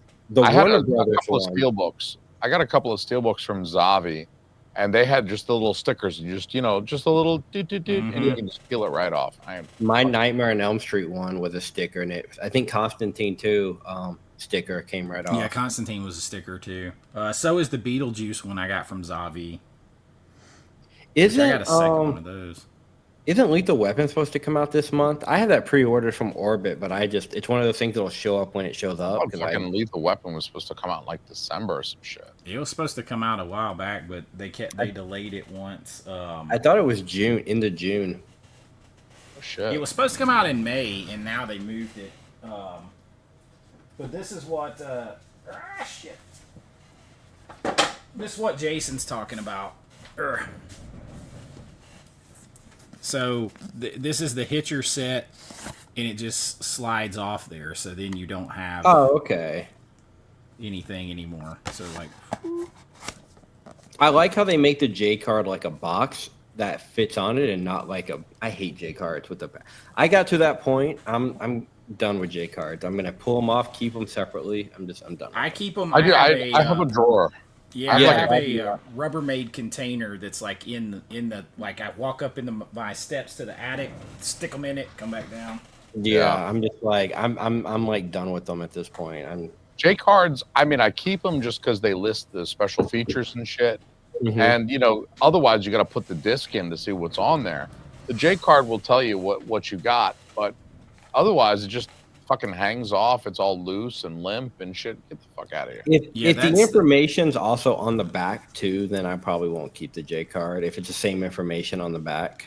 Yeah, I've noticed there's been a couple times when I was doing a review and I sat down and I didn't have the J card anymore and I already put it away and I'm like, shit, I don't know what any of the information is on here. The one thing that I do notice that not some companies do this, mostly just boutiques, but like studio ones won't tell you if there's Dolby Vision on the thing. I'm constantly looking on Blu-ray.com to see what has Dolby Vision and what doesn't. Word. Unless it's like Arrow or Kino that'll say HDR and Dolby Vision or something. Yeah. But did either one of y'all get? I have it pre-ordered and I'm really debating if I'm going to cancel it in the next day or two before it ships. The new Jurassic Park. I did. I ordered that Jurassic Park Steelbook set. I did too. I just ordered the first one. I didn't get the new ones. Yeah, I just ordered the first one as well. I want to see if there's a difference, and it's Amazon. So if there's not, and I'm like, I don't, because it was a mission for me to collect all the slipcovers for the Jurassic Parks, and that was like a goal for me, and I reached it. And now it's like a steelbook. I'm like, no. Yeah, I don't know if I would do it if I had all that, but I still don't even have the first movie on 4K, and I don't have any of the first 3 with a slipcover, so I'm like, yeah. But I have the second 3 all with slipcovers. I'm not getting that steelbook. I'm just getting the first one. Yeah, well, even if I decide to keep them, if I notice a difference, I'm just gonna put them in the cases and then get rid of it because I don't like that steelbook design at all. I just don't like it. I may sell the steelbook, but if the disc, but it's $60. It's still like, do I want to spend that? I remember seeing Jurassic Park in the theaters. The first one. Oh yeah. I remember when the third one came out because where I lived, there was a brand new movie theater opening, and it was a very big deal. It was like the second big movie theater, and it was like that was the only movie they played on all 12 screens. That's cool. There's a new movie theater opening for me right here tomorrow, about half a mile from my house. That's pretty cool. They're opening up a new movie theater? Mm-hmm. It's in a spot where an old one was. It was an old AMC that had been there for 25 years. And this is an NGC Cinema, which is a newer chain here I'm not as familiar with. But they've had a place here for like 8 or 9 years. And that AMC closed when they opened a big AMC dine-in theater about 2 miles from my house. And this NGC came in and renovated out the old AMC theater and everything, and it opens up tomorrow. So I actually have 2 movie theaters. I mean, one of them's legit walking distance if I wanted to walk. The other one's about 2 miles away. So that's nice. How far are you from Atlanta again? I take a right on Highway 78, and I can roll right into Midtown Atlanta in about 25 minutes. That's not that bad. You and me go to the same CD warehouse. On Pleasant Hill Road? Oh, yeah, that's the same. Dude, like every time you post a video from there, I think somebody was like, when's your next CD warehouse? I was like, dude, me and him are going on Monday. I'm going to be down there. Dude, that CD warehouse has good stuff over there. Dude, I have some shit right there, like mere feet from me, that I bought at that CD warehouse. I got a copy of The Grinch and fucking Aladdin on 4K, and bro, I'm flying down. That takes me no time. I live right at the end of Ronald Reagan Parkway. I get on Ronald Reagan Parkway, it goes 7 miles onto Pleasant Hill Road. It's down on the left, like it's right here. Because I'm coming to Georgia in August, end of August, I think. What part are you coming to? I don't know. It's like a tour thing. So I'm going to Alabama and then ending up like I'm flying to Alabama, renting a car, going to like I'm gym hopping. So I'm gonna be flying out of Atlanta, or vice versa. They might have reversed it, but I'm thinking about coming a day early or leaving a day later. Anyway, so I'm still come waiting visit. on the schedule. By the way, hey, did I mention I'm flying in on Monday? Oh yeah, that's right. That's this Monday. So That is this Monday. I'm taking an early flight too, by the way. okay. Dude, For I you. was just in your neck of the woods the other day, Jason. When were you in Maine and didn't tell me? I'll fucking. I wasn't in Maine. I was close enough. I was in Buffalo. Remember? Oh, Buffalo ain't close. Shit, it's like It's 12 close hours. for me. I live in Dallas. That's close enough for me. That's like a stone's throw away from Okay, Maine. next time how long does it take you to drive to Atlanta? Like 12 hours? 12 hours. Yeah. Buffalo is a long ass way. Yeah, that's a long way. 12 hours is a long way. I mean, we can drive from here to Miami in less time than that. And I No, have from driven here Atlanta to Miami. here to Atlanta is 12 hours, but from here to Buffalo it's not. Yeah, Georgia's pretty Yeah, I've been to Georgia. I've been to Atlanta a couple love times. Georgia. I love shot some Atlanta. rap videos in Georgia back in the day. Chase, this is not the last time I'm going to come visit you, but it's probably the last time for a while. My parents are leaving. They sold their house. I know. I I'm helping cannot them move. believe you're. Have they been to Maine in the wintertime? They've never been to Maine in the wintertime. I mean, they're used to living in Georgia. Have they spent some wintertime in Maine yet? I try to tell them. I send them pictures of me snow blowing. Like, I got You like were a snow fucking. blowing? Jack Frost that came to your house, you were snow blowing? I blow some snow, dog. And not even the fun kind, like not even not the Colombian kind, but like the Maine kind. And it's lame. Yeah. I can just see Jack Frost, you and Jack Frost in the shower, very like Shannon Elizabeth style. Oh my God, I love that movie. Me and Logan watched that movie this year, and he laughed his ass off. My son, like that was That's pretty what I'm good. talking about. That was fun. But anyway, back to your snow blowing story. I forgot. Yeah. I kind of. But anyway, I'm gonna be down Monday and or Tuesday. Okay. We can hang. I'm loading a truck on Tuesday, but I'm Jason, flying like- out early as fuck on Monday, so I got like whole like Monday evening. I think I land at like 1:30 on Monday. So Jason okay, goes 1:30 in down. the afternoon. yeah, 1:30 in the afternoon. Yeah. Like you said, really early, so it could be 1:30 in the morning. That'd be really fucking early. It's early for me because I got to leave my house at like 6 a.m. to catch the fucking bus to Boston to fly out of that bitch at 10. Oh my God, I've been having to get up at 6 a.m. drive my son to Buford. You know where Buford is. Oh, I used to live in Buford. Yeah, so it's like a 35, 40-minute drive. Yeah. Drive him, drop him off for 3.5 hours of off-season football workouts, come back home, record a video, edit it, drive back to get him, pick him up, come back, like all that by like noon. Whereabouts in Buford? Because I used to live, you know where Mall of Georgia is, right? Mm-hmm, I have to go right Okay. by there. Yeah. So there's a was it an AMC in the Mall of Georgia? They have an IMAX. Yeah, it's Their a IMAX is Regal. actually- A Regal. Or It's a was Regal. Okay. Yeah, Regal. So their IMAX is actually quite great. I saw Yeah. Casino Royale there. I saw Dark Knight there like 4 times. I went to see Dark Knight there because I lived. So like you turn left out of Mall of Georgia on Highway 20. Mm-hmm. You're heading towards 316, like you're going towards Athens, Georgia. Yep. Go Dogs, baby. And there's like an apartment complex on the left there. It's like I know exactly where you're talking about. Summer Park Apartments. Yeah. Okay, so I used to live in Summer Park Apartments, and that's, I mean, it's literally 1 mile from Mall of Georgia, and I used to go see movies there.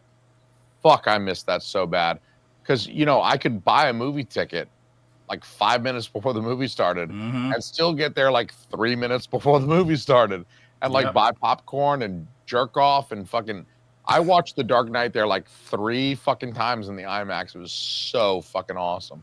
Do y'all That remember movie I when- attribute to, or that movie theater I attribute to me thinking the original Conjuring was so scary, because me and my buddy Lance, who I just interviewed recently because he's a producer now, we had a day off from filming. We had a bunch of drinks over. There was a tilted kilt there for a while by up the Moth street. George. There was a tilted. I went to that tilted kilt with my steroid buddies. So we drank a bunch over there and went to the last showing of The Conjuring at that movie theater, which was at 11 o'clock at night. We went in. We were the only 2 people in there, and we had been drinking for 2.5 hours. Oh yeah. I've never been so. The 2 of us were scared shitless driving home, jumping at shadows. Came back here, turned Sweet Home Alabama on. I slept on one couch in the living room. He slept on the other. Fucking Reese Witherspoon. Me and my wife watched the first Conjuring in the basement. We were like in the basement of our parents' house when we watched that shit, and we were like this, like fucking huddled up. That was a scary fucking movie. I'll be honest with you. If you go back and look, it's rated R, not on language, not on blood. It's just scary. It's just intense. That's the only reason it's rated R. Tits. There's there's no gore. There's no tits. It's just like straight up ghost dragging that bitch into the basement. And she's like, and fucking slamming the door and shit. And you're like, oh shit. Yep. That movie was scary as fuck. Yep. Like Do y'all circa remember when 2013. Was it when The Dark Knight came out? And did y'all have mass security on opening night? I went opening night, and there was all this mass security because of that incident that happened. Oh no, I don't remember that. It was like because of that incident in Colorado where that guy went and shot up the Dark Knight movie. Oh yeah, I do remember that. So like we went opening night to IMAX, and there was like mass security cops. It was like getting pat down and everything before you go into the movie theater. It was crazy. I was buzzed the first time I saw 09 Friday the 13th. I mean, that, like, it being in a movie theater with a horror movie is different anyway, because you're sensory deprived. It's closed in, it's dark, it's very, very different. And then when you're in, like, because that was a massive theater, probably 200, 300 seats, and it's just me and him, and it's midnight, and it's like you feel all that open space around you and everything, dude. It's crazy leaving a midnight showing of a horror movie that actually freaks you out, and then having to drive home at like 2 a.m. Like the roads are empty. Yeah, that's a crazy feeling. Checking my back seat like 3 times. Do midnight movies still exist anymore? Like, can you go late like that? Yeah. Well, I mean, I know you can go late to like 10 p.m. ones, and you get out by midnight. But I remember because now like you can go Thursday at like 4 o'clock instead of like Thursday like midnight. You know what I'm saying? Like, I don't know. Like, me and Logan went and saw that werewolves movie that came out with Frank Grillo last year, like towards the end of the year. We went and saw it at like a 10:45 at night showing. Yeah, that's normal. I'm talking like actual like midnight though. Yeah, do you guys remember when movies would drop on Friday? Friday was the release day, but then like the loophole was like you could go see it midnight Thursday night. Yeah. I went to see Return of the King at midnight Thursday night before it dropped, and it was like 4 a.m. The sun was coming up when we were coming home because that movie was so goddamn long that it's like between the previews and then that movie that went like 14 fucking hours. I was like, what fucking? It's Sunday before I got home. Fucking Lord of the Rings. Fucking the Peter extended Jackson. cut's even longer. Oh geez. I know. I have them. I'm fucking. I got I don't want to spoil anything, but I got a video coming up where I roast more overrated movies, and I'm definitely mentioning the Peter Jackson films.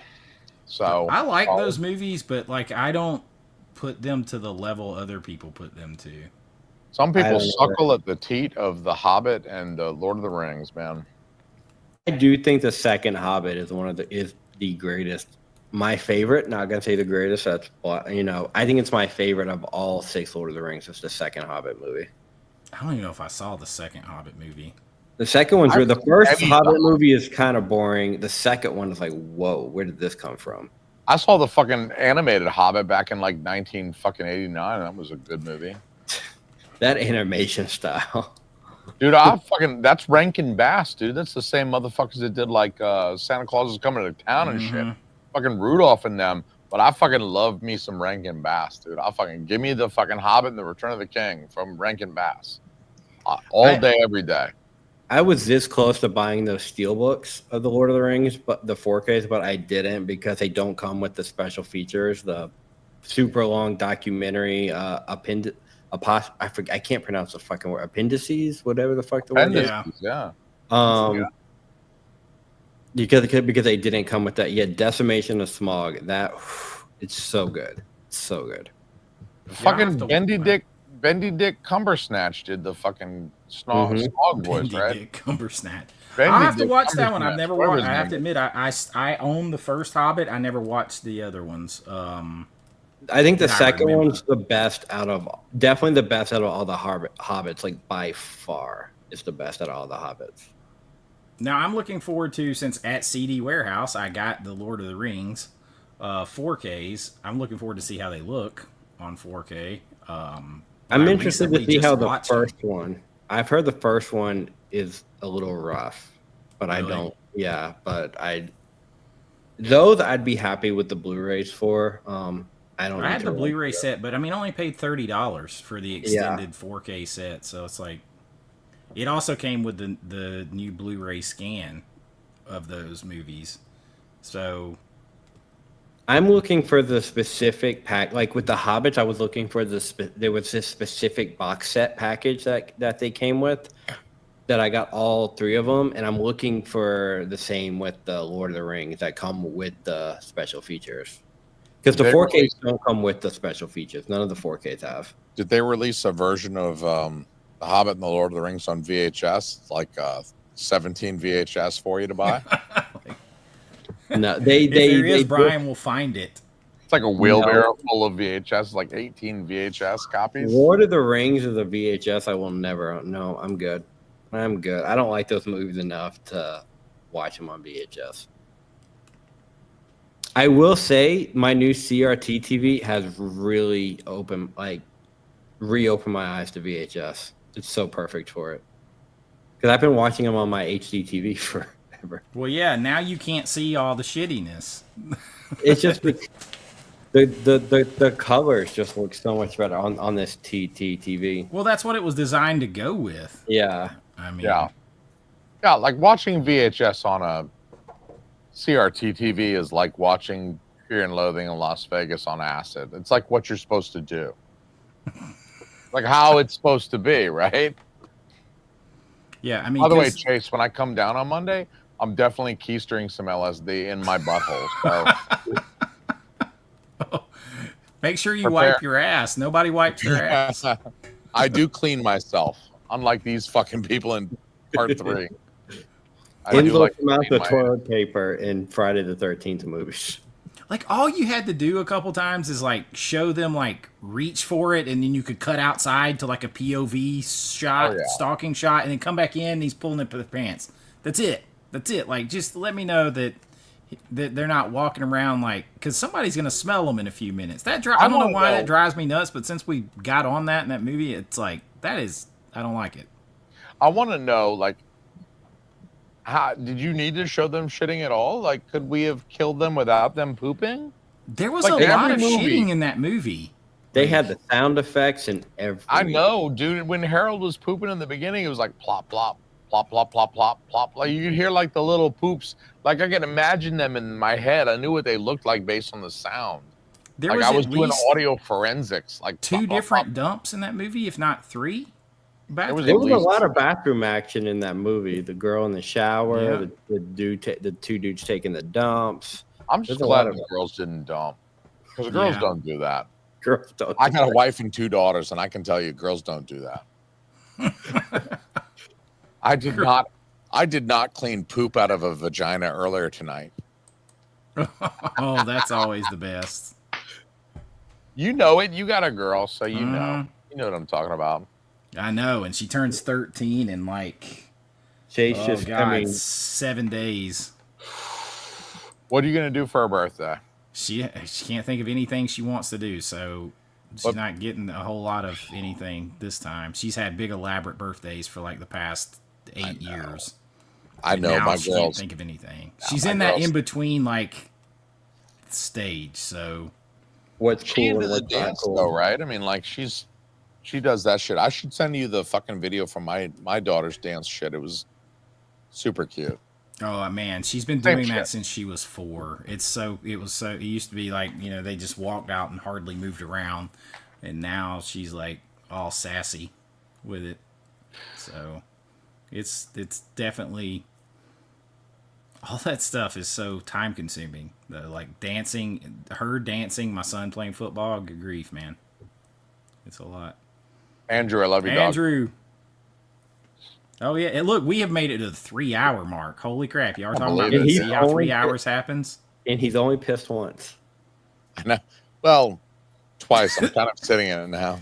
He put on a diaper that last time. Yeah. He went and got a funnel from the kitchen.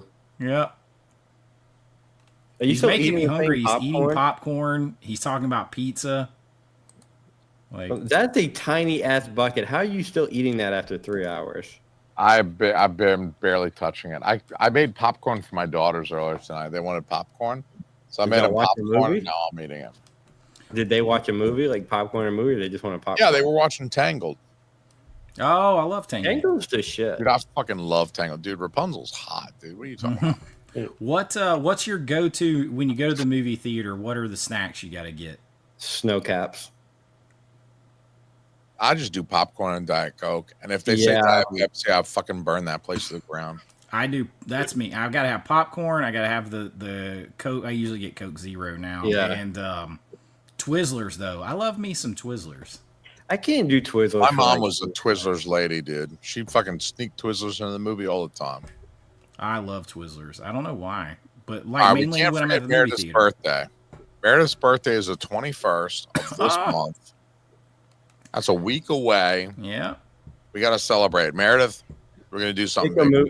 Pick a movie for us to. Yeah, pick a movie for pick a movie. That's a day after my daughter's birthday, right there.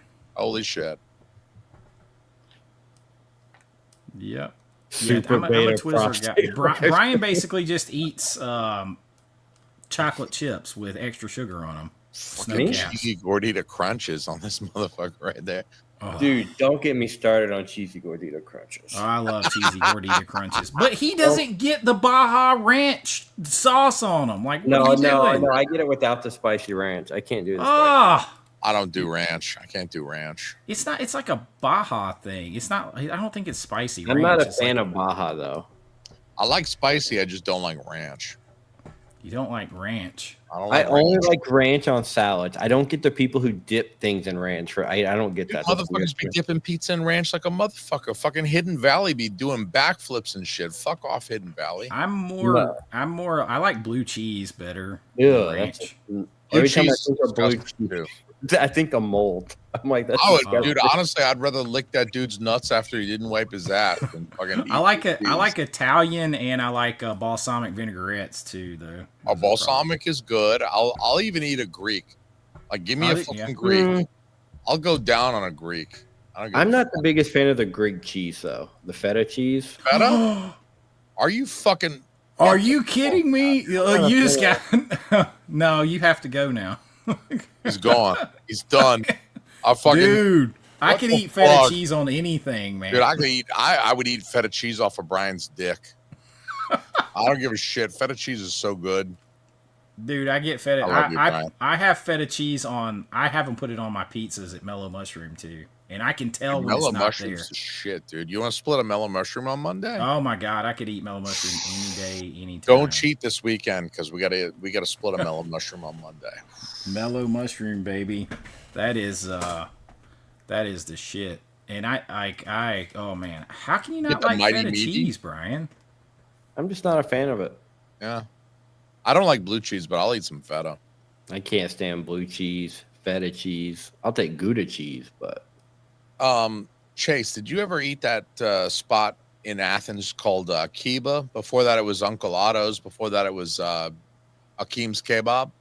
What was it before kebab? God damn it. Kebabs was good, dude. Kebabs were really good. There's some good places there. There's a taco place. I'm trying to remember the name of it that I would go to. We got so many fucking tacos. You got what tacos, Brian? I said we got so many different taco places here. We got like Velvet Taco, Del Taco, Taco Bell, Taco Casa, Taqueria. We've got hundreds of taco places here. Mellow Mushroom Monday. It's happening, dog. I've never been to a Mellow Mushroom. Oh my God, it's good. It is good. You go get the Mighty Meaty. Oh, the Mighty Meaty is good. Yeah. And you get the Esperanza sauce. That's like the Esperanza. Esperanza. Yes. I love that we're like 1,200 miles apart and we're fucking vibing on that fucking Mellow Mushroom. I know. It's so good, though. Oh man, they also had. Risha started getting me on it. They had a spicy beer cheese dip too that they make in house. Was ridiculously good too. You fucking hit me with a spicy beer cheese, I will fucking love you forever. Oh man, it's so good. I'll be like, we'll come out of there with 12 sauces because I'll be like, I need the Esperanza, I need the spicy beer cheese. Make sure all the sauces are in there. Damn it. Yeah, fucking lube me up. I need sauces. I'm going to put that fucking Esperanza down a fucking slip and slide. I'm just going to go down with my mouth open. It's so good, man. I don't know why. It's got like anchovies in it or whatever. I love anchovies. Fuck it, dude. My whole life, the thing I want to complain about human beings is my whole life, everyone's like, ew, anchovies. Like every movie, every Teenage Mutant Ninja Turtles, like, don't put anchovies on the pizza. Everyone acts like anchovies are gross. Anchovies are fucking delicious. Holy shit, I love anchovies. Brian's sitting there looking like I would never eat an anchovy. No, aren't anchovies in like Caesar dress? They're in Caesar dressing. If you're eating real Caesar, they're in Caesar dressing. Yeah. But like I've had Caesar salads with the Caesar dressing, but then also anchovies in the salad. Holy fuck, they're so good. No, I can't do that. Good. Yeah, it's the dressing. It's kind of like a Caesar. Fuck, Carrie? Who are you? Are you me from another life? Yeah, on Broad Street, kebab, fucking kebab, on Broad Street. They were on Broad Street for a long. Carrie's been everywhere. God damn it! The man lived in Hong Kong and my fucking apartment. Apparently, holy shit! Yeah, kebab. Akib's kebab. I got upstairs. I got the fucking glass. It's got my name engraved on it.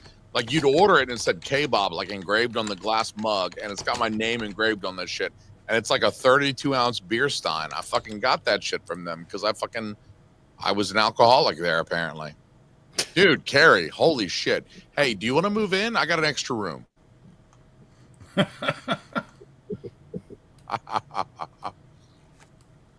I'm trying to remember the taco place that I would.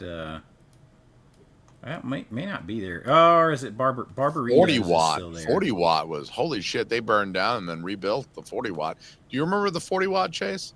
The 40 watt, yeah. I saw some movies there. I think I saw the Aristocrats there. The documentary. Aristocrats. I love that fucking movie. I'm so hungry now. Thanks so much. Well, we're at 3 hours. Honestly, I got kids that are going to wake me up early in the morning. I know, right? We can always call it. Yeah, it's after 1. I still have editing to do for tomorrow's video. So, well, guys, look. I appreciate everybody. I appreciate you two, Brian, Chase. I love you both. I love your faces.